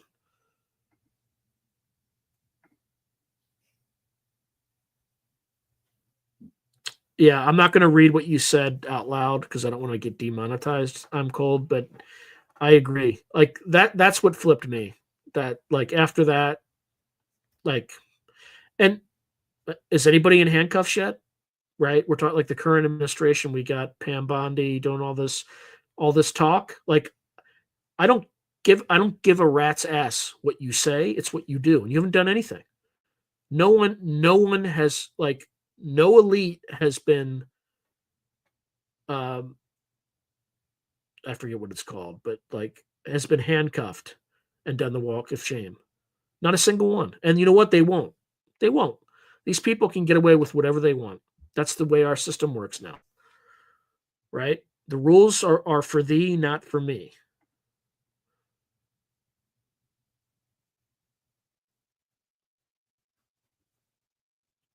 So Gray Owl's writing, Nick Pope recently said that if the recent zombie apocalypse was a test for how we handle big news, then we failed miserably. Yeah.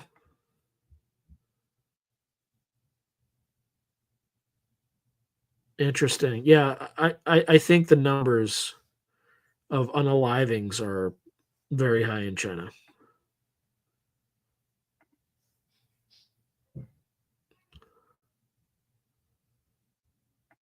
Let's see.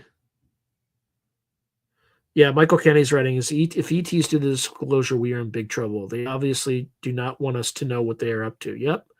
If they are done preparing and do a public reveal, it's because the change is upon us and they're making their move. Maybe. But I do agree with you that them being quiet is highly suspicious.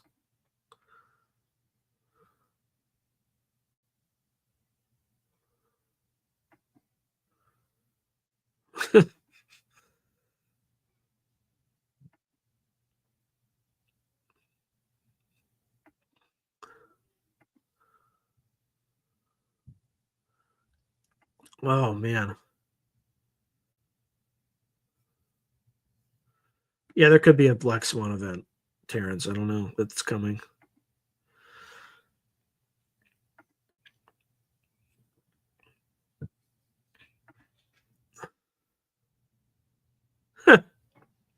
Yeah, that's all I have about the alien nuns. I don't have much of a story beyond that.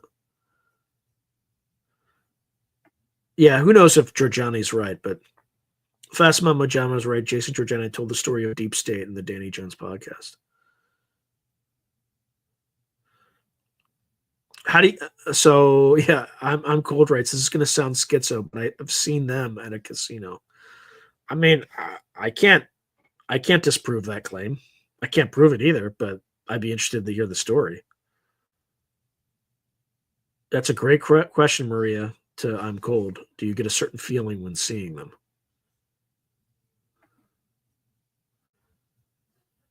Oh wow.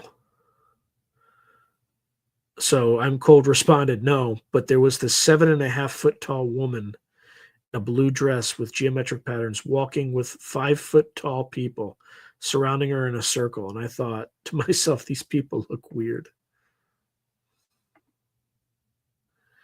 And then I'm cold continues to write, as soon as I thought that she looked back at me, like, shut up, and they started walking away very fast.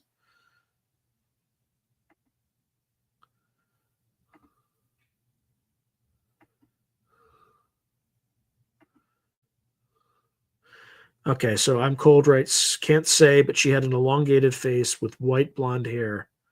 I would guess Nordic, if anything. The short people were surrounding her in a circle right up against her, very awkward looking. Would just have been some weird people, who knows?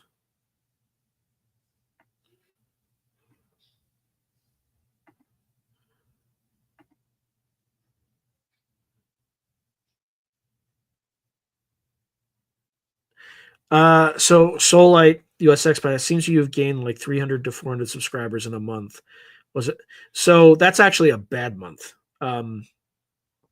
But in like recent days, I got a spike because Nathaniel Gillis appeared on something called the oh, what's the name of that podcast?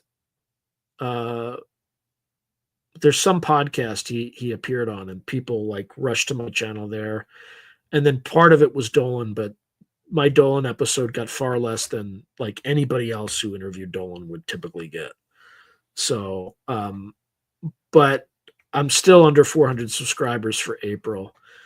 A, an okay month would be 500, but like in standard mathematics, that number should be accelerating. I should be getting 1,000 a month minimum, but I'm not. So it is what it is. I mean, I just keep doing what I'm doing. Happy Easter, Dookie Pickles.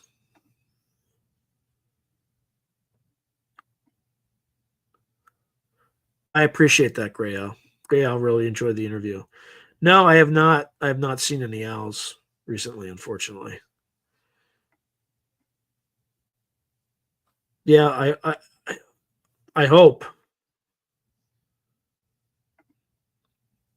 Yes, that's what it was. It was the Confessionals podcast. Um, I need to like track it back to source to see it. I just haven't had time yet. Yeah, I got along with him really well too. He probably said a few things that he probably regrets saying, at least publicly. I don't think he he believes everything he said, but anyway. All right, we're like 9 minutes over, so I think it's time for me to call it a night. So thank you everybody for watching, and I'll have a wonderful remainder of Easter and great night and great week. Thank you again.